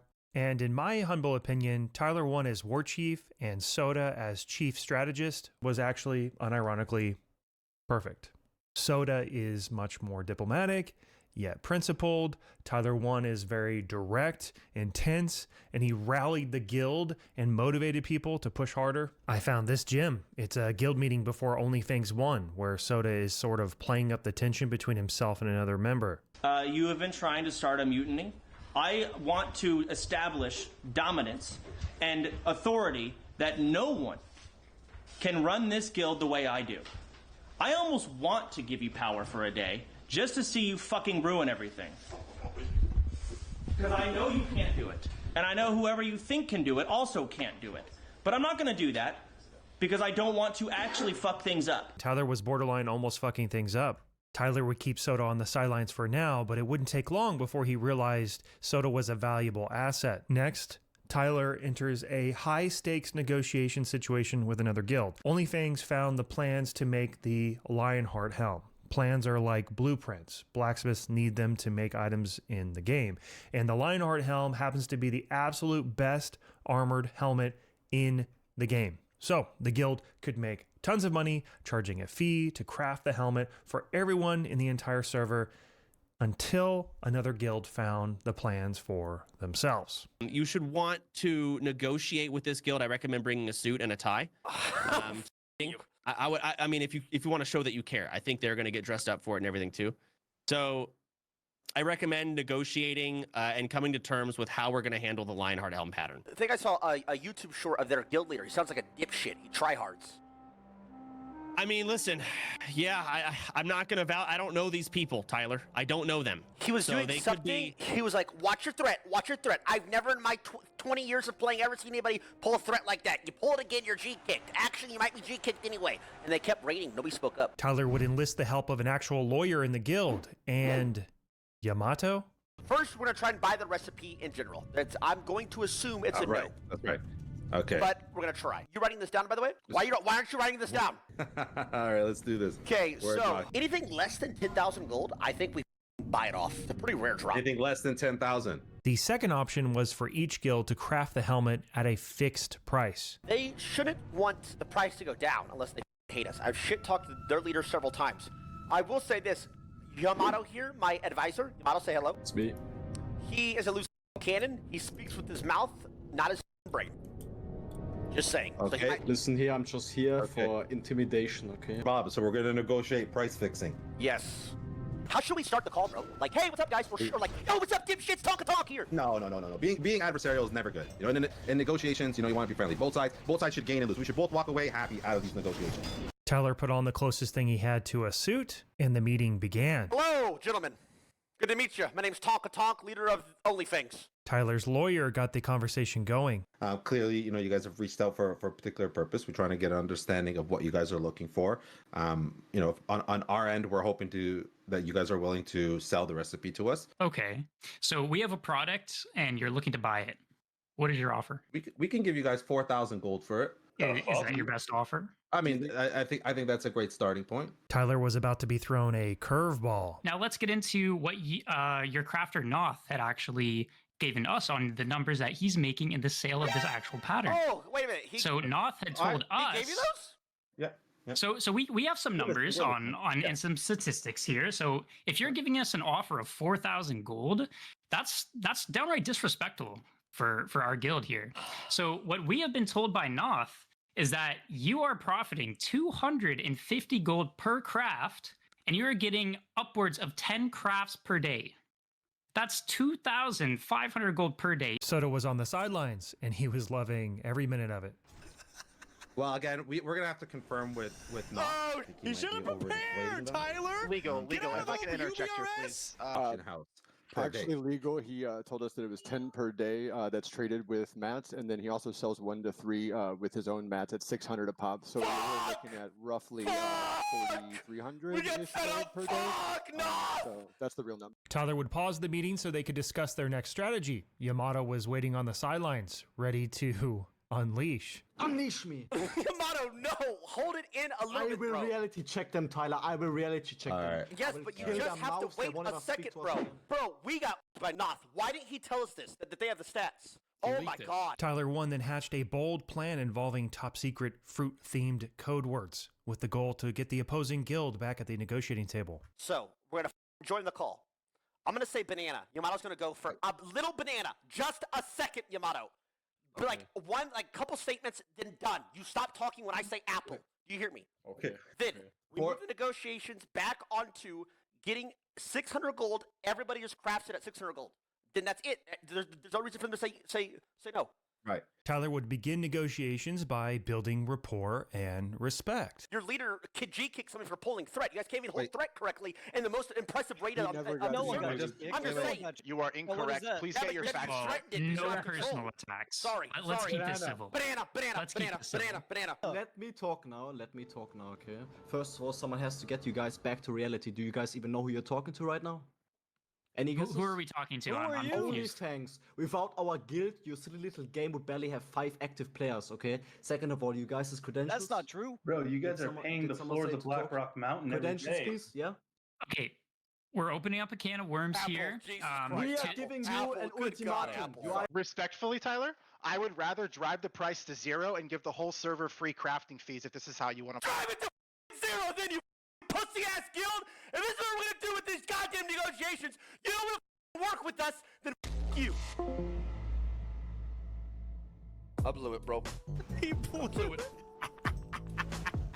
Negotiations are over. I blew it. Dude, they're stupid, aren't they? Like they are, but not. Like they're definitely trying to. They definitely don't want to nuke the price. They need the gold. Like you can tell in their voice, they need the gold. In the end, the Lionheart Helm situation wasn't that big of a deal. Tyler 1 had just finished a round of guild purges. That's actually really bad. Sequisha got caught cheating again. Tori, I'm right-clicking it, and I don't really give a fuck what anyone says about anything. I'm right-clicking that shit. This time learning how to craft an item the guild had explicitly banned. But it's actually a bit more nuanced than that. Sequisha was given the chance to unlearn alchemy, effectively unlearning the banned recipe. If you want to come back, you're unlearning that. I'm not unlearning that. And I'll see you on Fangs. You better pray so the comes. Peace, bro. I'm not going to be in Fangsley. See you, All right, let's do Ubers, bro. He told him he could unlearn alchemy. And what did he say? He refused to delete alchemy. Okay, then good riddance. Like that's what I would have done. I would have said you have to unlearn alchemy. Then Tyler booted yet another member for dropping an incel tier comment towards Annie Fuchsia. Love, you can't be, dude. Oh my God, I think he's gonna have to get G kicked as well. But the biggest drama by far was the infamous Pirate Software incident. What you're looking at is the POV from Pirate Software's Dire Mall Run, a 5-man dungeon. In this clip, we see Yamato in the bottom left as well as his chat. A patrolling boss with his goons walks up and is pulled into the fight. This is not ideal. Possibly they could have stayed and fought, but sometimes it's safer just to run. It is hardcore after all. We're going to watch this through and then I'll break down some of the subtle details that are easy to miss if you haven't played WoW or haven't played a mage. Just come back a little bit. What's on me? Sitting bear form? Snappy, just run. I can help a lot. Yep. Pirate, why are you walking, bro? What are you talking about? Why am I walking? Look at my mana. Savage, but come on, man. Just kill the mastiffs. Innervate the healer. Kill the mastiffs. We got this. In the sense of war something. Do you see my mana? What am I supposed to do for you? Just kill the mastiffs. One shot. Okay, we more on the way. More on the way. Ice Nova. The mastiffs can be Ice Nova. Dead. I'm dead. Now we're gonna wait. Nusara? No. Oh. Okay, get out. Run. Evocation's on cooldown, man. I can taunt last. How much mana is Ice Nova? There's no that much mana. You have a boss in you. You called run. Getting slowed. Fuck. Wait. Anything for me? Snappy. I don't think. I cannot stun him. Also, no, just run out. We can't actually see what's going on from Pirate's POV, but 2 of the 5 players just died. And you're probably thinking to yourself, this Pirate Software clip became one of the most viral and widely viewed moments in WoW history, and certainly the largest drama event for World of Warcraft of all time? Really? And again, nobody would have dug up any of these clips had he just said, oops. I can't stress this enough. The entire situation had nothing to do with his performance in the WoW dungeon. Pirate chose every wrong dialogue option over and over again. Before diving into Pirate's response, let's take a closer look at what actually happened. First, it's important to realize Pirate was playing a mage. And while I could never be considered a WoW sweat, having only played the game once in 2019, when I did play, I was a mage. This is me doing a one pull in a dungeon where you pull every single mob in the entire dungeon and kill it in one go. Now, I'm not saying that you can do a one pull of Dire Maul North, because you can't, but I'm just trying to impress upon you how good mages are at controlling large amounts of mobs. Mages have an area effect stun, Frost Nova, that only uses less than 1% of your mana. We have Cone of Cold, an area effect slow. We have Blizzard, also slows mobs, but does damage over time if you stand still and keep casting it. We have Frostbolt, a single target damage spell that also slows. And if that wasn't enough, we have Polymorph, which transforms a mob into a sheep for a period of time. But you're limited by mana, that's that blue stuff. However, the amazing thing about mages is that you don't have to cast your max rank version of the spell all the time. You can cast your rank 1 version, and the difference in mana use is a lot. One of the first mistakes Pirate makes is using a max rank Blizzard, costing half his mana right out of the gate. Oh, and if you're worried about his HP, don't be. This is just a UI trick so that no one watching can see what his health is. He never takes damage in this clip. That single spell costs over 1100 mana. A rank 1 Blizzard would cost 285. On top of that, he uses it on the boss, the only mob that is chasing them that can't be slowed or stunned. However, a single Frostbolt would have killed this Mastiff. Someone in the group even marked the boss with this purple diamond you see. You might be curious why use max rank at all. Well, it does a lot more damage, like a lot more damage, but the damage wasn't the goal. You only cast a Blizzard in this situation to slow mobs. In any case, Pirate cancels the channel and doesn't make use of the extra damage. So a rank 1 Blizzard would have done the same thing. I point this out because Pirate will later gaslight everyone in the party and claim it was their fault he couldn't help them because he was low on mana. Do you see my mana? What am I supposed to do for you? Just kill the Mastiffs. One shot. Okay, we More on the way, more on the way. Pirate could slow, kill, stun, poly, or even use his wand to attack the mobs that are not the boss. Instead, he blows more mana on a blink, a self-shield, which is a waste of mana because he's not going to take any damage in this situation. Even more puzzling, after he wastes mana on the blink and the shield, he turns around and just stands and watches. It's like holding a life raft and watching someone drown. And these little Mastiff dogs are a big deal. They have a snare which slows you down by 70%. Once you're slowed, they just keep attacking, slowing you over and over. This is why the team, despite wanting to run out, can't.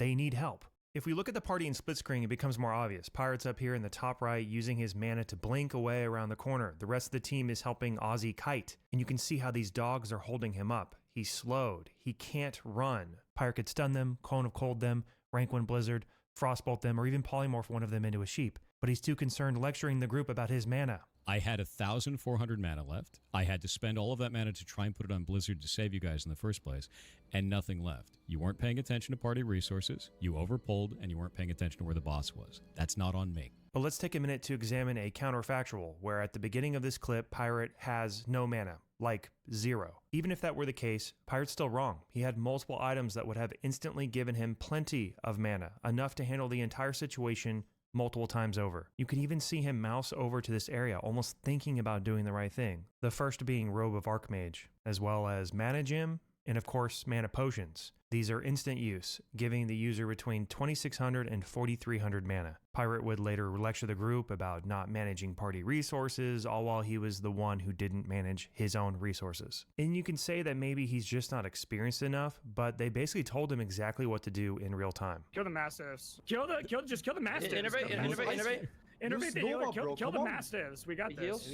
Just kill the Mastiffs. One shot. Okay, the Mastiffs can be Ice Novas. I mean, the regular ogres can still be polyed. We just had the boss and like 5 Mastiffs and 2 ogres. We could have polyed 1 ogre, killed 1, and then walked it out. Yes, literally, just even an Ice Nova would have been enough. And at first I had a pretty milquetoast reaction to this whole situation. Like, who cares? In fact, I wrote a joke for this video where I say that I looked through all the evidence, and in the end, I came to the conclusion that I just don't care. But the more I heard from Pirate, the more radicalized I got.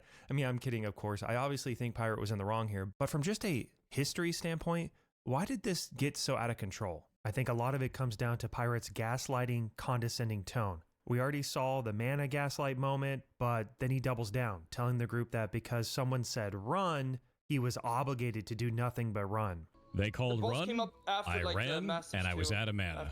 I don't know what the hell they were expecting, dude. That does not make any sense. Except that's not true. The group was clearly asking for help with the Mastiffs the entire time. Ran out, bro. You instantly ran. You didn't even look As much back. as you're angry right now, Of course I ran. I'm not angry at all. You I'm not angry at all. overpulled 2 packs. You overpulled 2 packs and a boss. I had 1,400 mana left. I had to spend all of that mana to try and put it on Blizzard to save you guys in the first place, and nothing left. You weren't paying attention to party resources. You overpulled, and you weren't paying attention to where the boss was. That's not on me. I saw the boss coming. I don't know if we could like move back faster, but yeah. I called it the boss coming though, but at that point maybe it was too late to move back. Like, you're telling me like a rank 1 mage would not like at least to try Frost Nova there? Like you're not even like in danger. Oh, I'm can at 100% least in try danger. A Frost Nova. Like, 100%. No, you're not. No, 100% in danger. When your shot color says run, it's time to run, you run. That is how that works. You were the shot caller. You called for run. I ran. I'm not a shot and caller. I was out of mana. Actually, I'm a noob, bro. I You think I called have the way shot. less experience than you have. Oh dear God. And I can still see that I can at least use a Frost Nova there. Or at Okay, least try then something. go roll you a were mage the and do first it. person that ran away and didn't even look back. Literally. This is the You didn't even second say time. anything. This You is could the have at second. least said like the boss. You're just were gonna there. talk You're just over me? yapping Is that about what we're useless doing stuff. now? All right, this is subtle, but notice how Pirate first talks over Yamato and then gaslights Yamato into thinking he's being bulldogged and then ends the call. And didn't even look back. Literally. This is the You didn't even second say time. anything. This You is could the have at second. least said like the boss. You're were just there. gonna talk You're over me? yapping Is that about what we're useless doing now? stuff. Well, You, I'm we're just gonna giving you talk my over me? point. Is that all? Is that all I'm we're just doing? giving you my points. No, okay. You done giving your point? You good? Yes. I'm done. Okay. Cool. You go roll a mage then. See you around. He does this again in another clip. We all did mistakes, bro. Like I didn't say, we are just blaming you. It's about the zero accountability is what makes us so mad. There's no zero accountability, dude. Everyone can do something better. you- but when you open up and No, you yell you- over another no, person listen, like you can were doing I earlier, speak? Nah, I'm good. You See ya. I'm not doing that shit again with him. Nah, he did it the first time. I'm not doing it a second one. Not interested. And look, some additional context here is important. In WoW, everyone makes mistakes constantly. When a group pulls a boss or gets jumped by patrol, it's rarely one person's fault. Everyone shares some responsibility. But even then, you don't just abandon your party because of a mistake. And here's where it gets ironic. Pirate does the exact same thing all the time. Earlier that week, he backs up into a pack and pulls a mob into the group. Everyone has to run. Bad timing. As well, Everything is bye. He's coming. He's coming. In another clip, he pulls and blames someone else, but gets saved by the team anyway. And that's fine. That's actually what makes WoW fun. The chaos, the improvising, the teamwork. We got a spellbinder back here? Yeah. Come in. No, we got 3. He pulled 3 things back here. Yeah. I got them. I got them all. And just look at how effective Frost Nova is. It's an AoE 8-second stun. I just think it's a bit sus that he Frost Novas when he's in danger, but not when his team was. And I'm not an Ashes of Creation expert, but the community brought up a clip where he threatened to G-kick whoever wiped the raid. So one of you pulled the ocular. Why? Now half the raid is dead. Was there a reason for that? Oh, I swear to God, I'm gonna go back in the video and find out who pulled that damn thing and kick him out of the raid. That is insane shit. You have to be better than that. One of you attacked an Oculus and just wiped the whole party. For no reason. And we just lost all of those materials because you're not paying attention. This is basic shit. We are not pulling those Oculuses because they kill the raid. We're pulling only the humanoids that are dropping the actual gear. Basic. I've been talking about this the whole time. What does pull an Oculus mean? There is an enemy called Oculus. If you pull it, it does a conal effect that kills everyone looking at it. Which is exactly what just happened. Because somebody pulled it when you're not supposed to. And I don't know why they did this, because they've been told not to do that. But they were tab targeting and just pulled the damn thing. If we have that kind of a mistake again, I'm disbanding the party. I'm going to go run with other people. Because you guys cannot do that again. That is insane shit. Legitimately. There's no reason for that.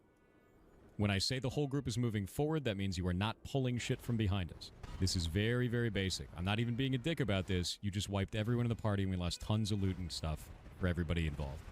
It's not necessary. And after examining the clip, you can see that from his POV, he's the one who damaged the packs behind the fight, causing the wipe. I call bullshit. I cast Lightning Bolt before that Oculus appeared, and half the raid was in the back because they pulled the wrong pack. I'm not at fault there. I'm correct there for doing that. 100%. No. Absolutely not at fault there.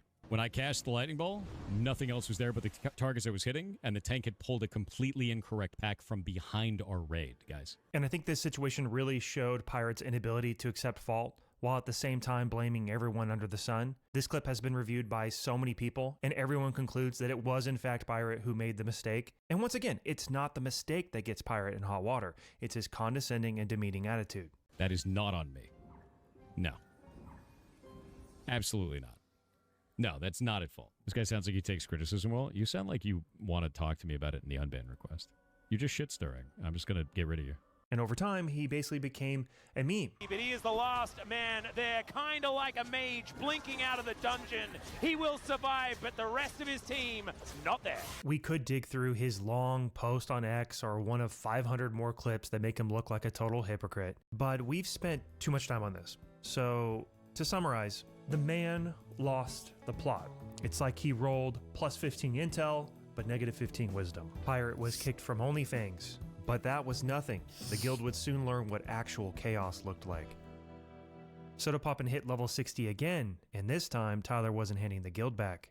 I'm not giving Soda Poppin back guild leader unless he beats me in a duel at level 60. If I win, by the way, I get the title of guild leader permanently, but Soda Poppin has to do all the work.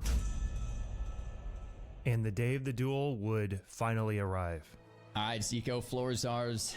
Dual flag has dropped. We have all been waiting for this moment for weeks and weeks. Delays upon delays. Accept it when you're ready, pussy. Duel has started. No charge coming through. All right, we send it. We go. Hamstring parried right away. Hamstrings both. Alcors, though, not hamstring. He might get the first intercept, and it lands. Tonka Tonk has to eat the 3-second stun. Yo!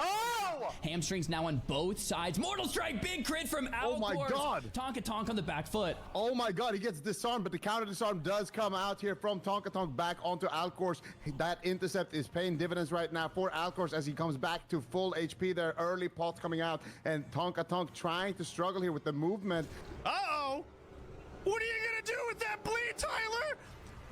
Mother. And Alcors takes round number 1. Oh my gosh, that wasn't even close. The tournament was set up best of 9, so it wasn't over for Tyler, but round after round he kept falling to Soda. Now down 4-1, one more slip, and Tyler's reign was finished.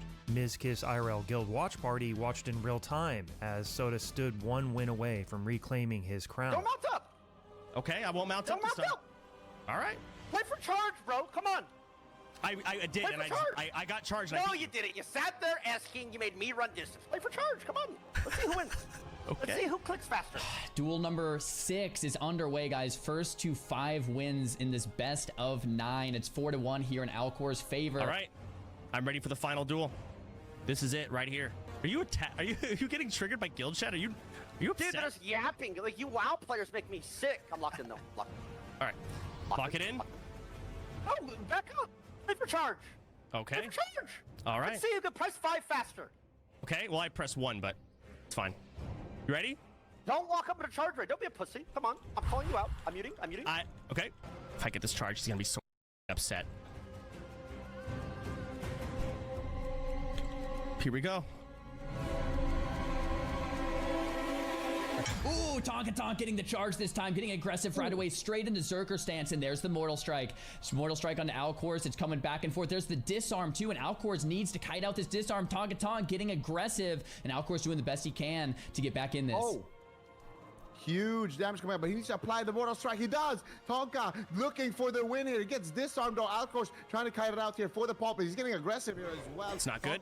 Ooh, instant disarm. Before the charge connects. Alcors, though, manages to kite it out, manages to get the health pot there as well in response. Goes for a couple of bandage ticks as well, but Tonka is just going for raw damage here. And here comes the Torrent. Alcors almost in execute range. One more auto attack crit could be the deal here. Alcors dumping into battle stance, looking for the overpower, but Tonka is going to overpower Alcors. We are not gonna see a 5-1. Tonka is gonna bring it back to 4-2. Kneel, boy. I'm not gonna kneel to you. Trust Why me. don't you fucking kneel to my 4? Trust me. Trust me. You can't out 5 charge me. You can't click enough. You're old, bro. No offense. I get 120. What is your MS, Tyler? It's not about I click faster than you. you! Tyler would go on to win the next 2 rounds, tying it up at 4-4.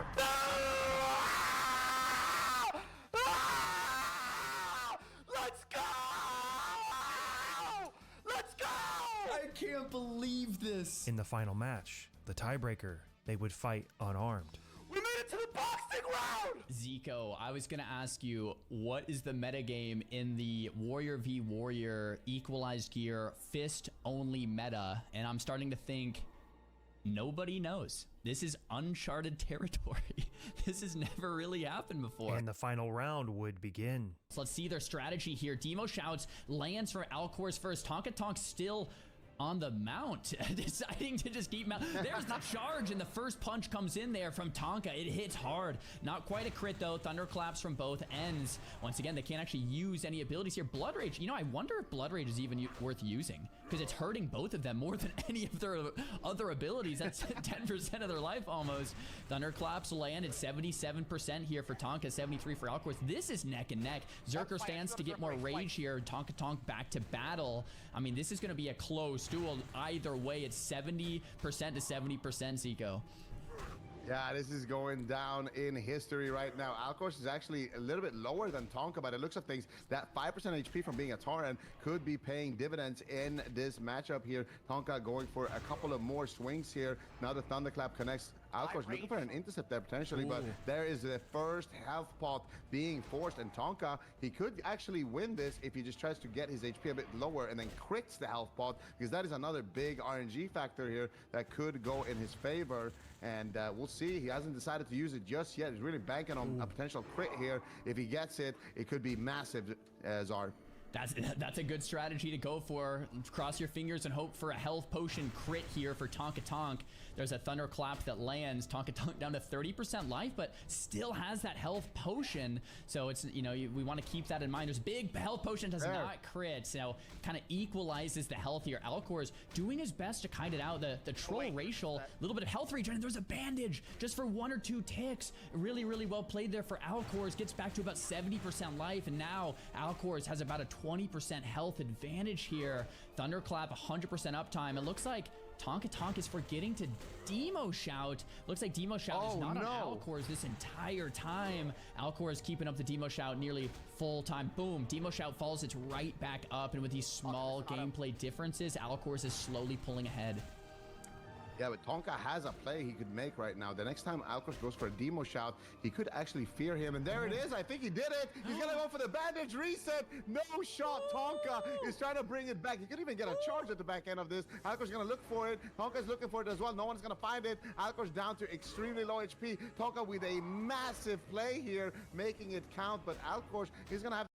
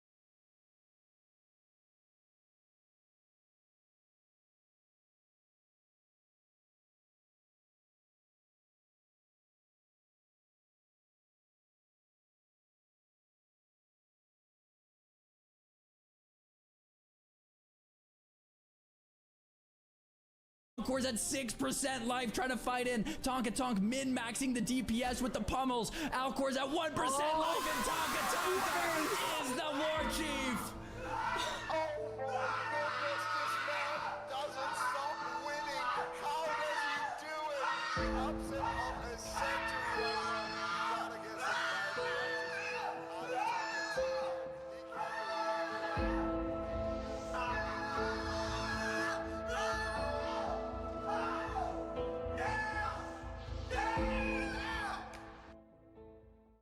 Why did they agree to a fist fight the last one? Chat, maybe Chance threw to make a guild with like me? Okay. Chat, maybe Chance threw to make a guild with like me? Okay. Probably would hire it. GG, bud. Tyler, good job. Thanks, bro. Thanks, bro. You got me with the fear. Yep, into the bandage. First time. Fear was a thing. The first time. Fear. Yep, into the bandage. First time. Fear was a thing. The first time I used it, that entire duel, the 10 matches, I saved it for the perfect moment. You couldn't. I forgot. Thank you guys. I forgot you could do that. And Tyler, I'm very proud of you. Thank you, Soda Poppin. Fair and square. Thank you, bro. You know what? I understand that you try your best in these moments, and I know you're not perfect guild leader. I know, and I know that you're not like even close to me, but you do try, bro, and that's all that counts. Tyler would retain control of the guild, although this time leaning more on Soda's involvement. Oh, hello. Yo, what's up, bro? Got some drama here. I'm asking for my assistant war chief advice. Do you mind coming in the channel? I have no problem. I was on my way to join. I was listening. All right, buck it up. These guys are dipshits. Tyler's boy Yamato looted an item from the tribute chest against the rules, according to more than half the guild. His sentence? Death in the Girabashi arena, unless he could defeat Sardako in a duel. It sounds like it's a deal. Sardako and Yamato, you have until Sunday to prepare for your best of 5. You have 30 seconds in between each duel. Anything goes, best of 5. Oh, do we agree on that? Anything goes, best of 5. Anything goes, best of 5. So I am going to see my mom this weekend. I just was not prepared for this. I have to take her to church in the morning on Sunday, and I'm driving home 3 hours. Tell her to watch and pray for you, boy. I will. Holy God. Tyler wasn't secretive. He wasn't subtle. He knew Yamato screwed up, but he'd bend the rules into a pretzel to protect him. Low key, I think you get coached enough to win that enough times, so you don't have to go to the arena. You're so stupid, though. Sure. Monday could be the last time we ever talk together. Did you even think about that, Yamato? When you were ego everywhere? It is what it is, Tyler. I will not forget you. I'll remember you as a good friend. And I appreciate our times we had together. Guys, I had to come in to say this, guys. I had to come in to say this. And like a good lawyer, Tyler's legal team found a loophole, just in case Yamato ended up facing the arena. Yamato, if you get into the arena, they overlooked one thing, and we're going to protect you, okay? They said you're not allowed to be in a group, so you're not allowed any heals. But a priest can mind control you and get you healed. So we will get enough healers to protect you in there. You are going to win, by the way. You're going to win. God damn it, you're the second best behind me. You will win. And predictably, Yamato lost 5-1 to Sardako. Oh yeah, and I forgot to mention that Soda had all sorts of punishments after losing his duel, one being dyeing his hair pink. So there's that. Yamato would be sentenced to the Gurabashi arena. Timer start. A lot of people were not happy with how this played out. Yamato had so many people helping him, he was able to stay on a relatively safe layer that no one can get to. 50. Just I'll Guys, keep they're it trying there. to invite to the lair. They're Yeah, in guild. They're trying to invite. Don't invite. If they're not Yamato would leave the arena alive. They actually, I think what happened with all of the chaos of me trying to get everyone on the right layer and then Tyler and all of them doing their completely own thing made everyone layer swap constantly. Everyone's layers were on CD. Everyone's layer swap. Everyone was scrambled. Not only were we as a guild completely scrambled and confused, but everyone that was trying to actually grief was as well. But he lives. That's his punishment. Yes, it is. It's done. Anyway, it was time to raid Molten Core, and sort of like picking teams for dodgeball, the guild had to whittle down their list of players to only 40. We are only able to take 40 of these people.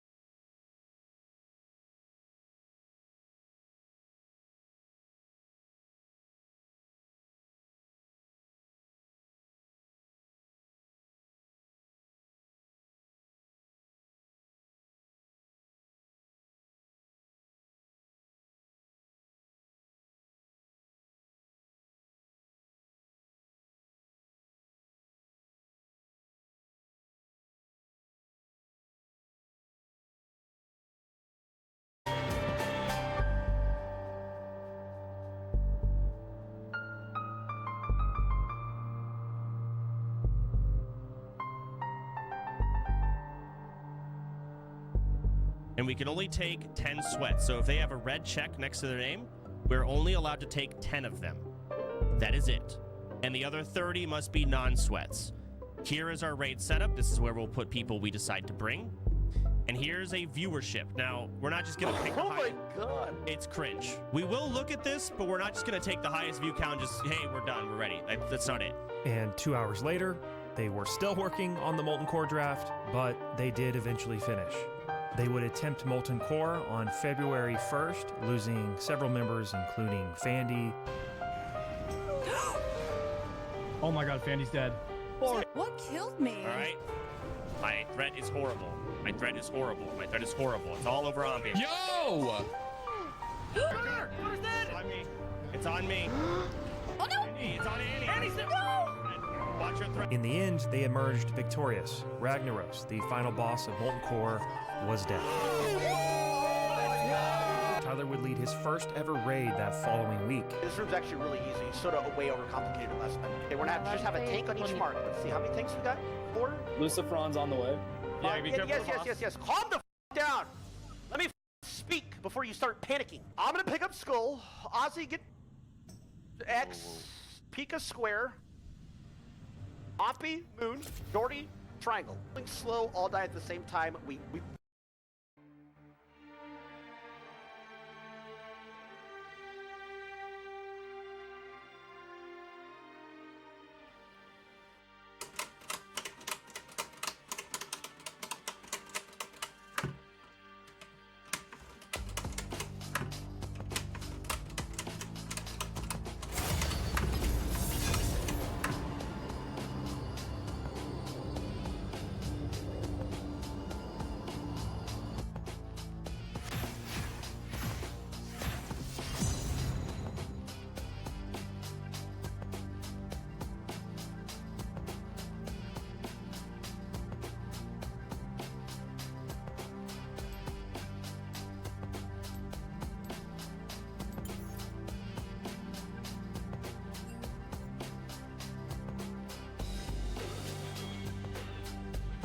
If monkeys have one banana, banana.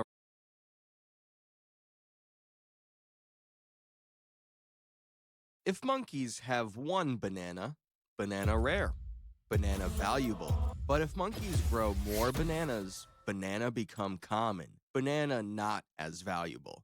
Demand pull inflation. If monkeys demand more banana, but banana farmer makes same amount, banana price go up because banana more rare. Cost push inflation. If banana demand is the same, but banana farmer have less banana to sell, banana price go up because banana become more rare. Production cost inflation. Monkey buys banana. Monkey eat banana. Life is good. Monkey tell monkey friends about banana store. Monkeys buy all the bananas. Banana farmer has to plant more banana tree, but banana seed become more expensive. So, banana farmer raise price of banana to cover cost. Monetary inflation. If banana demand is the same and banana supply is the same, but monkeys have more leaves than usual to buy banana, banana price go up because now leaves are not worth as much as before. Hyperinflation. Price of banana goes up,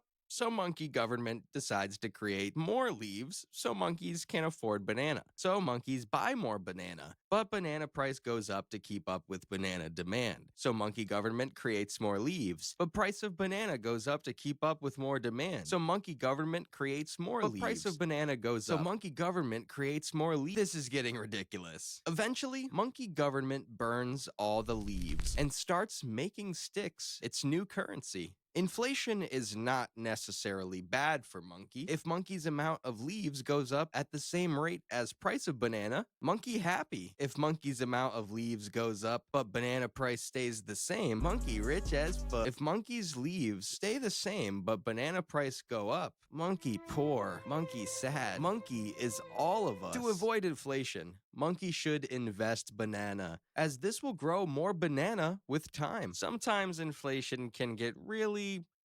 bananas. Please subscribe.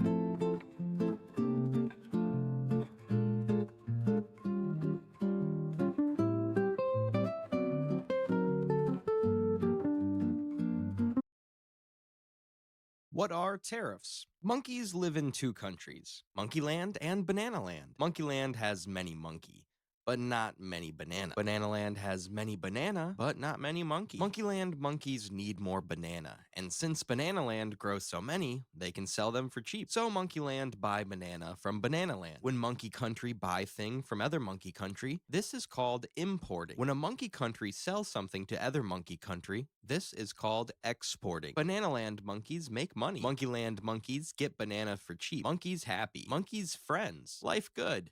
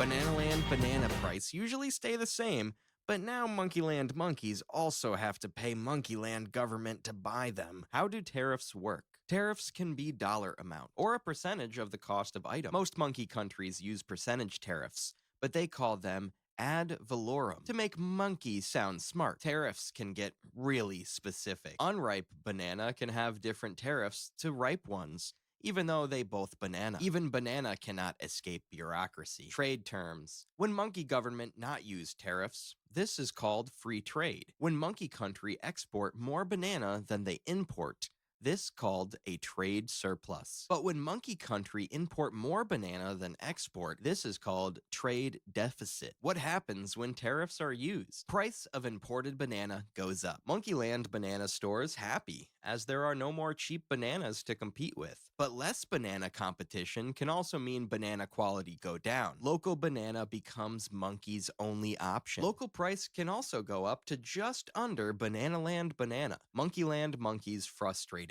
Monkeys have to choose between paying more for good banana or eat worse banana for cheap. Monkeyland government makes money every time monkeys import bananas from Bananaland. But Bananaland government can retaliate. Then Monkeyland could retaliate. Then Bananaland. This is called a trade war. You could say it's guerrilla warfare. No, wait. But why do monkey government do this? There are many reasons. Maybe Monkeyland government want to make local banana more attractive to buy, even if they don't have as much or aren't as good. Maybe Monkeyland government jealous of Bananaland's bananas, and instead of telling them how they feel, they try to ruin their economy. Maybe Monkeyland government used tariffs as bargaining tool for more important political negotiations. Or maybe Monkeyland government simply want to make more money. So if tariff make everything more expensive, why do we even have them? Well, monkey government want money. That's pretty much it. Monkey government may think they help small business with tariffs, but this isn't always true. Some monkey businesses import other things from Bananaland to help run business. Tariffs make these more expensive. Monkeys have to pay more. Monkeys stress. Monkeys tired of this bullshit. Big banana corporations could lose some money from tariffs, but small banana stand could go out of business. Future products can also be delayed because of sudden increase in tariffs. Products Monkey was really looking forward to. The future of tariffs. Tariffs affect physical products, things monkeys can touch with monkey hands. But how will monkey government tariff digital products? Ebooks, AI-generated artwork, NFTs, environmental tariffs. Some monkey governments use environmental tariffs, taxing countries that harm monkeys' natural habitat. Monkey government tax products based on how much carbon emissions it took to make product. The Banana War. Yes, this really happened. Monkey often use bananas to explain money. However, this time, when monkeys say bananas, monkey mean actual bananas. In 1993, the European monkeys gave their friends, the Caribbean monkeys, a discount on tariffs for their bananas. This was to support Caribbean monkeys' struggling economy by giving them tax breaks on their bananas. But American monkeys were not happy. They import banana too and didn't get discount. They thought it was unfair European monkeys were playing favorites. So the American monkeys put tariffs on European monkeys' other products in retaliation. Eventually, the WTO, the World Trade Orangutan, had to step in. But this banana trade war lasted nearly 20 years before Euro monkeys finally gave US monkeys lower tariffs on bananas as well.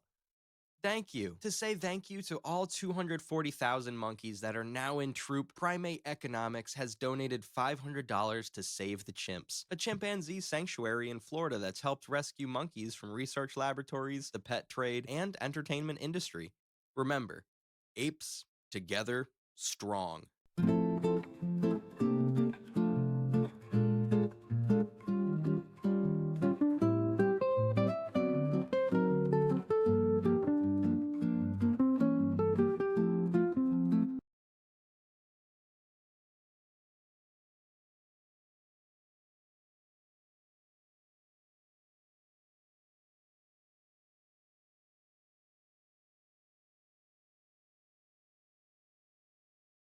Did you know that you can polish mud until it has a mirror-like surface? In Japan, they took playing in the dirt and turned it into an art. This is the art of Dorodango. A simple children's pastime where we turn this into this. And in this video, I'm going to show you how it's done. Now, they're not really sure when the first shiny mud ball was made, but it got repopularized in Japan in 1999 by a child psychology professor who observed kids making them at a preschool. He developed his own method, and after a piece aired on TV about the phenomenon, the hobby took off. To me, there's just something intriguing about it, so I wanted to try it for myself. So I went out and got some dirt. And the first step once we get home is to sift it all. We're looking for the finest particles possible. It should look something like this.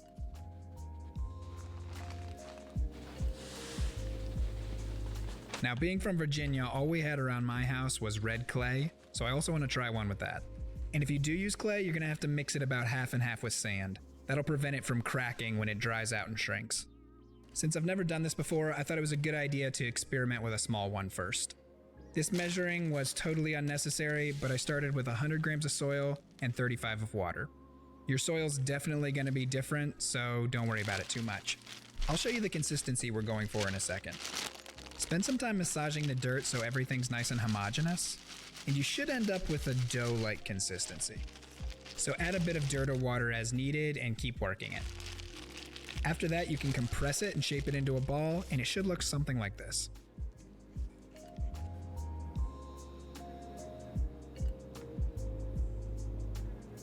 Oh, also make sure you don't use all your clay or dirt, you're gonna need some of it later.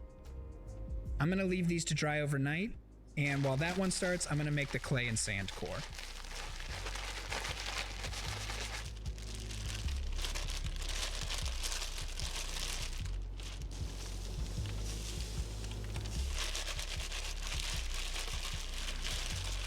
I thought of this after I made the cores, but for shaping and polishing, I think the finer the dirt, the better it's gonna be. So I grabbed a coffee grinder and left a fine dirt film on everything in my apartment. In hindsight, I think I actually would have done this in the beginning and used this for the cores, but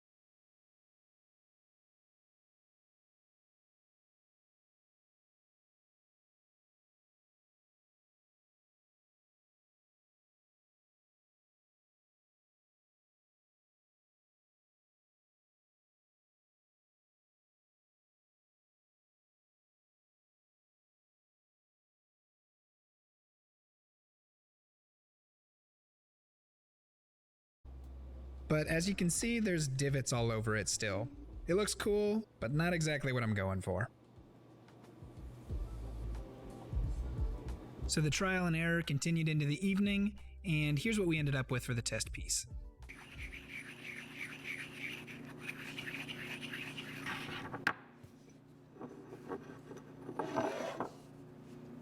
Not too bad, and honestly pretty cool that you can even do this. But with that test done, time for the big one.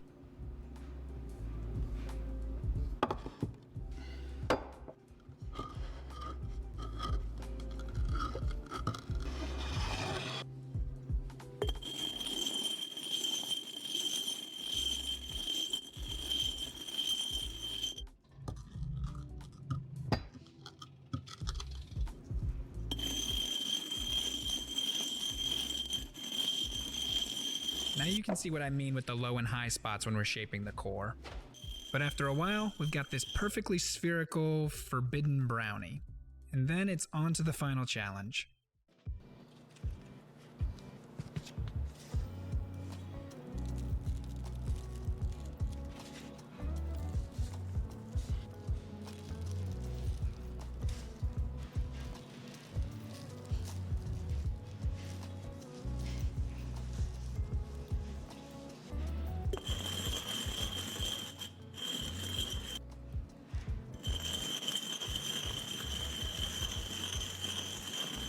But surprise, surprise, following the exact same process, I was having the exact same problem. No matter what I did, I always ended up with some really rough spots and some kind of smooth spots. I was watching Netflix at my desk while I did this, and I finished all of Arcane before I was done. That's 12 hours of polishing and restarting. But I finally figured out what I was doing wrong. When it started to dry, I would start to see some shine showing up, and so I would just keep polishing. But it turns out it wasn't actually ready yet. All the low spots were never gonna polish away. The technique that finally broke the cycle was to get the jar wet and work it until you get a tacky surface like this. Then sprinkle clay on any of the divots and gently rub them in with your palm. Then cover the whole ball in a thin clay dust, get the whole surface wet with the jar, and work it until you get back to that giant malt ball look.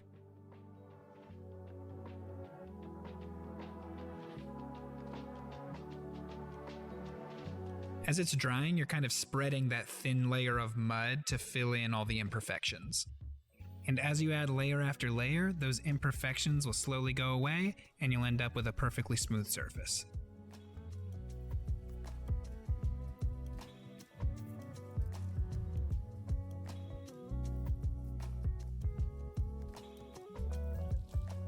Once the surface is how you like, don't wet it again and just keep polishing. For me, a little drop of olive oil on the rim of the glass really helped it to slide.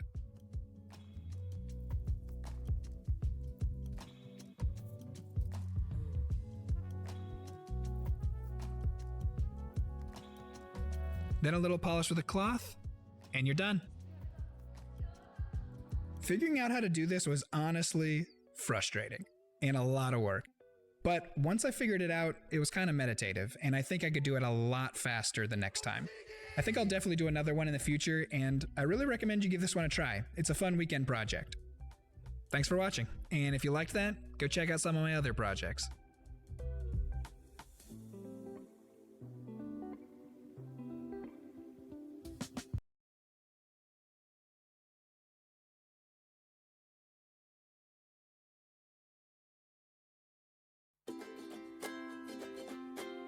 Hi, and welcome to...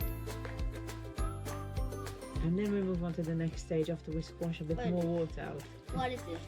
We're going to sieve some more soil, and then we're going to roll this in so it takes out the moisture, okay? Cool. Lift it up gently and press.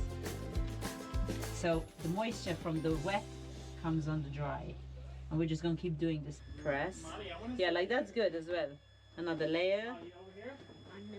But try and do it evenly, the layer. Yeah, perfect. And then just till it's wet. till the soil is wet again, like it's soaking wet. So now I'm going to take off the fluffy.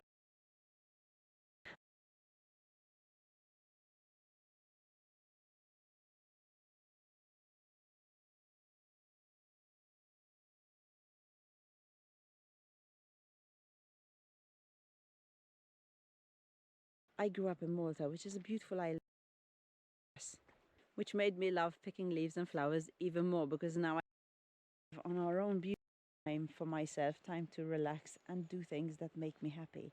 And this is why I picked up my leaf pictures again. I never stopped making it for the first time when no one showed me how to do it. It was just instinct. I got a leaf, pressed it, so I liked it. Then I started making these pictures for my mother that she loved. And as I got older, I still continued making these leaf pictures for friends. I was really into the Looney Tunes, so I made a lot of Tazzes, Daffy Ducks. I'm hoping if someone watches this video who knew me when you were younger, that maybe you still have it and you contact me and send me a little picture of it. That would be amazing, unless you threw it away. I am still with my partner after 26 years, and when we were together for 6 months, I made him a Daffy Duck too. And we still have it till today. I made this for him in 1999, so quite a long time ago. We were together 6 months. Cute young love. Doesn't it still look amazing after 26 years? Okay, I'm going to stop a little bit to show you the river because it is beautiful.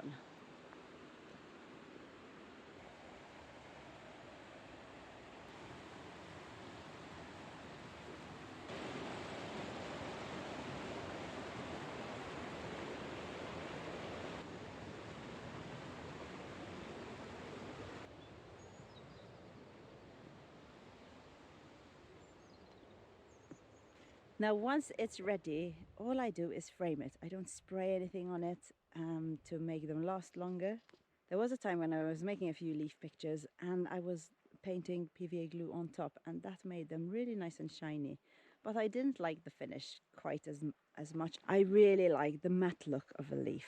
6 years of living like this in nature, I also know when the best time to pick leaves is, the ones I really like using in my pictures. I know when to plant seeds, when to work really hard, and also when to take a break when life just gets way too busy. I wish all children and adults could actually have the childhood that I am living now at 45 years old. We should all know the names of plants and animals and how to live in harmony with nature. We should spend less money on things we don't need, and sometimes this is really hard because there is just so much out there now, and more on things that make us happy, like traveling or picking up a hobby.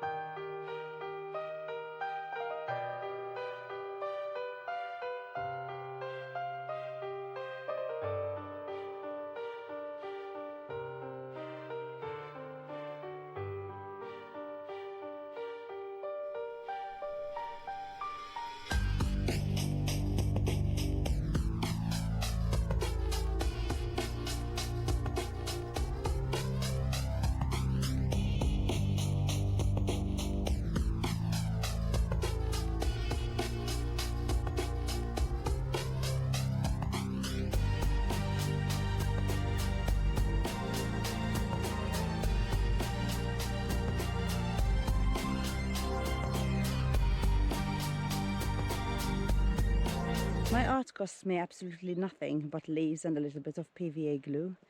And Pull them together, stack them together, stack them together. That's right. Stack these guys together and we all parse together. All right, we can parse. I don't know why I thought War Stomp would work. Keep parsing. Back it up, back it up, back it up. They methodically pull each pack of mobs around Lucifron and eventually take the boss down as well. Pull boss now. How do we do it quick, guys? Ads first, ads first. I got boss. I'm mind controlled inside. I got the boss, I got the boss. I got boss. I am mind controlled inside. Get the ads first. All right, not bad. Yaman! We made that exciting. Yep, nice little adrenaline. But now they would face Baron, the 5th boss in Molten Core, and a boss with a few mechanics that could potentially wipe the entire raid. Baron can put a bomb on any class that uses mana. If that person stands near other casters, they will surely kill anyone near them, practically wiping the raid. You can see someone blowing up with the bomb in the correct spot right here. Now, it has a bomb. Okay, I don't have the weak aura, but you know what I do have? Eyes. And on the raid frames, it'll show who has the bomb. Where do we run again? If you have the bomb, you're running here. Look at me. If the bomb is on you, you're running here. Okay, in the corner? You have to come to the corner. What if you don't? You're killing everybody then. Everybody's dying. Oh. You'll solo kill everybody. You're gonna get an LSF thread. Next, Baron has a phase called Inferno, where he does massive AoE damage. The most sensible strategy is to pull the melee DPS out during this phase, but it can get complicated when the Inferno and Bomb are happening at the same time, and the longer you fight Baron, the harder he gets. Because Baron will drop Infernos and Bombs closer together over time. A reasonable strat is to try to take him down as fast as possible. Alright. Get him, get him, get him. Go whenever. Ooh! Jesus. I pulled. Yeah, you pulled. Oh, Good let me job, get Julie. threat! Let me get threat! Let me get threat! They start off decent, not perfect, but everything's fine. Okay, watch for the bomb. Watch for the bomb. Somebody has a weak aura, surely. Who has bomb? All right, everybody out! Melee out! Melee out! Melee out! Melee out! Tuka. On Tuka. Luca, get the to the side. Okay, boss is back. We We're pull going the back in. boss up Big heals on me. Big heals on me. I'm pulling boss back. Big heals on me. Huge heals.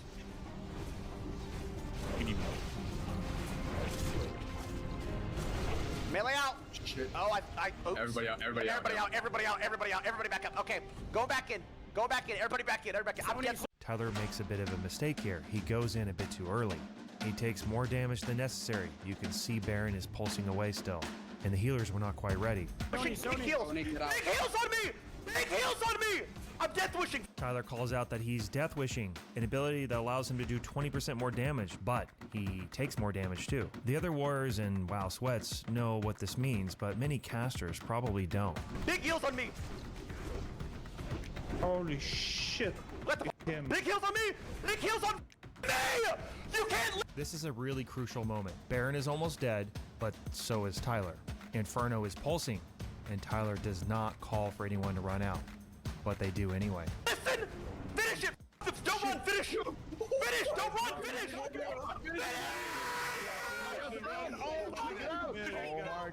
Not only do people run out rather than finish the boss. Not only do people run out rather than finish the boss, someone stands right in the corridor with the bomb on them. No! By now, it's been well established that if everyone had stayed, everyone would have lived. Conversely, if everyone had ran, they also would have lived. But what didn't work is having more than half of the DPS run out of the dungeon. Tyler 1 crashes out, going through every single VOD. Don't run! Finish! Finish! Don't run! Dude, they all ran though! But what is the point if I'm raid leading and you're not even listening? I was crystal clear, screaming. Don't run! Finish! Finish! Don't run! Dude, like half the tanks are out, bro. So we have Derek, Maui out. This is double execute. Pika out. That's another execute. Rogues, double rogues. 2 rogues right here. They could have parsed it out. You deserve the knife. Again, and guys, I could have done whatever better. I understand that. The call was to stay and fight. Every single person left. It is what it is. At first, Tyler doesn't get too worked up. Don't run, finish! Finish! Don't run! Oh shit! I'm in Giga Chad! Charges the finish! Listen! Are we staying? He's a finish! Orlando!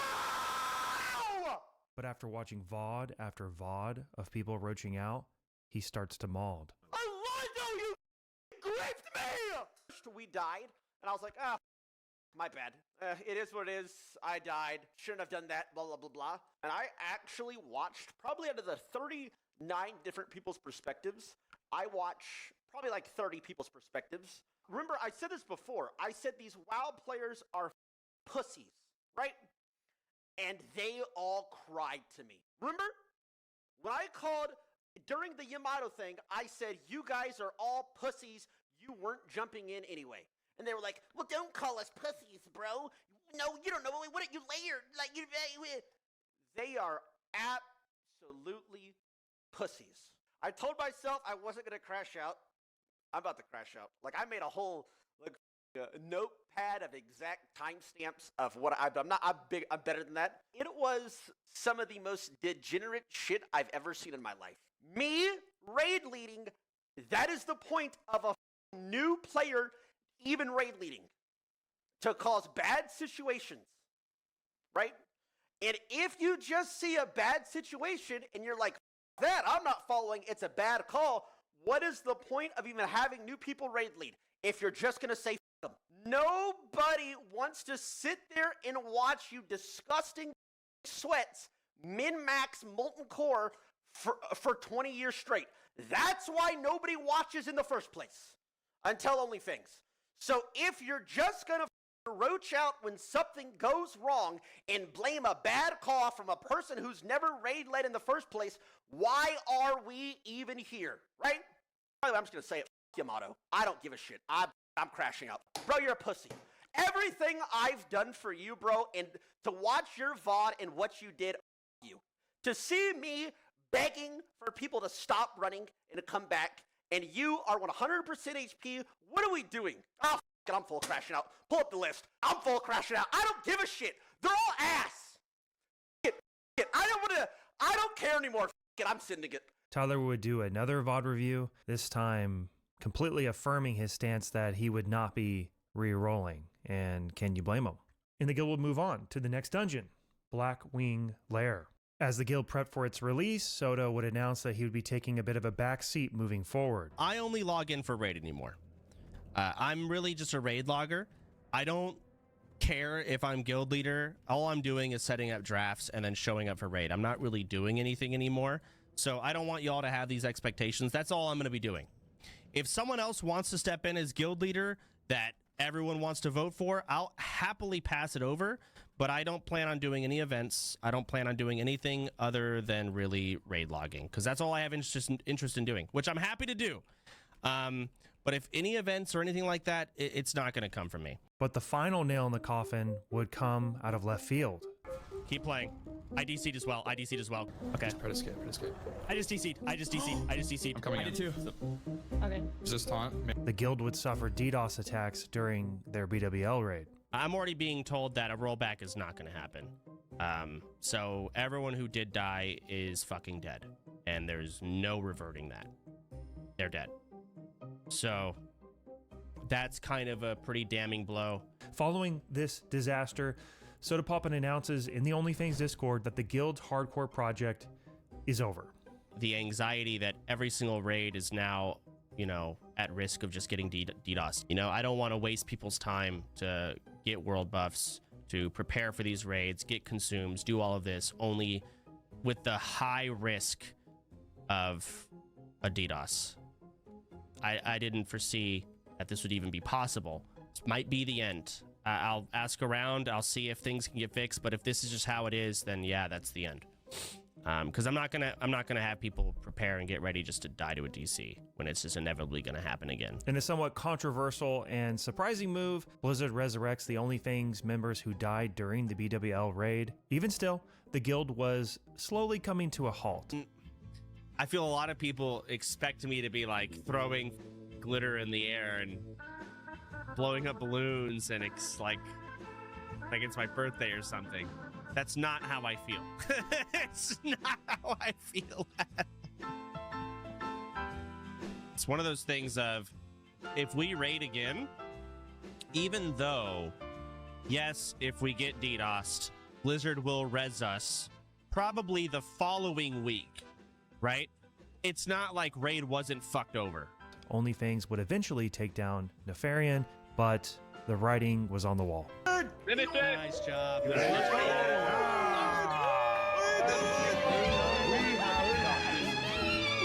So this is the end for me. I am going to be stepping down. I've already given guild lead to Ampy. Pirate was probably the best meme. But Tyler, content-wise, carried the guild. It was hilarious, it was fun, and he did not ask for it. I just forced it on him, and he did a great job. So massive shout out to Tyler for, dealing with all of that out of nowhere and playing the game for 4 months when he thought it would be, 3 weeks or whatever. Season 3, if we ever do this again, it will be if there's ever another new server, hopefully to God it's not progressive this time, and we can just fucking chain do all of the raids, would be awesome. If not that, if hardcore TBC releases, would be amazing. It probably won't, but if it did, we'll fucking give it a whirl. Ampy, the floor is yours. Everyone, thank you very much. I am stepping down. It has been a blast. G fucking G's, everyone. Thank you so much.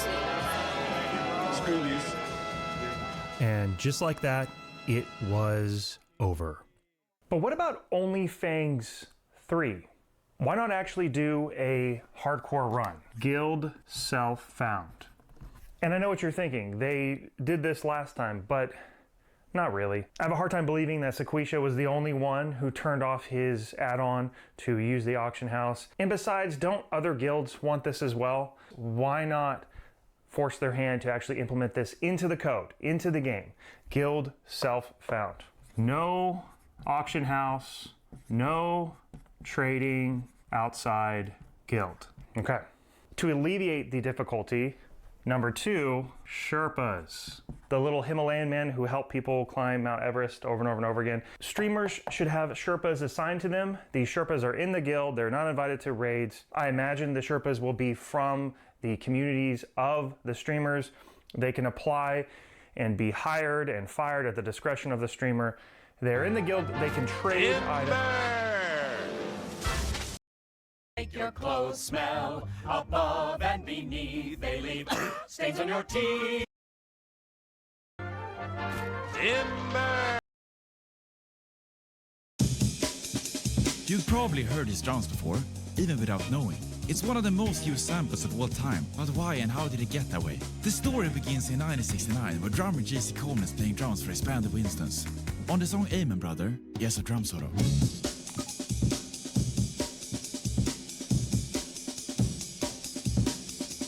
They were not a very famous band or anything, and this song in particular gets no real attention. It's not until in the 80s that a DJ called Breakbeat Lou really discovers it, and he includes this very drum solo in a drum break pack, but a slowed down version. Now this drum break pack's really popular to use among producers, and soon enough we started hearing it in some iconic hip-hop songs, like Straight Outta Compton by NVA. But meanwhile in the UK, the sample starts getting popular as well. But faster. In dance music, British DJs were amazingly innovative with the aim and break sample. Chopping it up, reversing it. The aim and break was essential in the evolution of genres like drum and bass, jungle, often fast and driven by dark bass lines. So throughout the 90s and into the 2000s, the sample keeps gaining popularity, with records showing that it has been sampled in thousands of songs. This one drum solo has basically been all over the place, being sampled by David Bowie, Skrillex, and Tyler, the Creator. And the Futurama intro.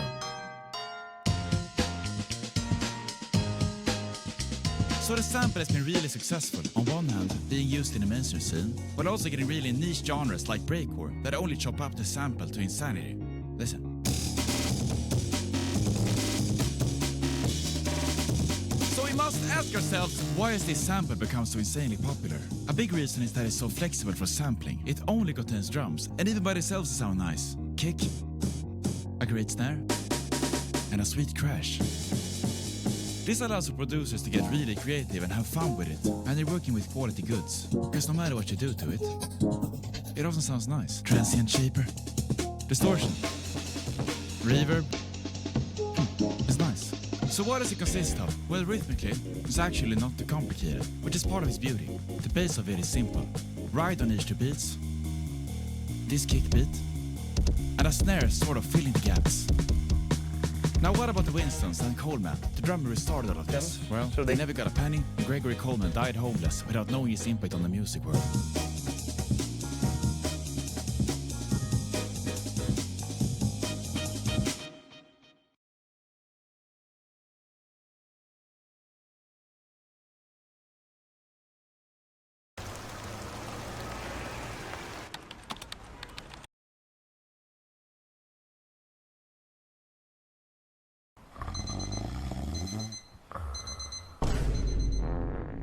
Oh no. This is the first day of high school. I don't want to go.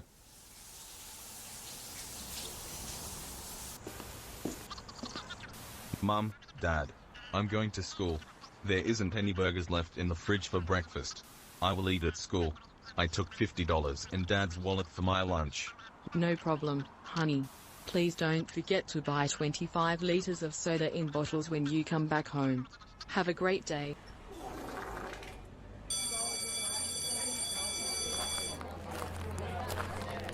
The popular kids. All Chads, Tyrones and Stacys. I'm going to dodge them as much as possible. I don't want to get bullied again. Today, we're going to learn the basics of mathematical functions. Dude, look at this fat pork. He probably ate the McDonald's ice cream machine.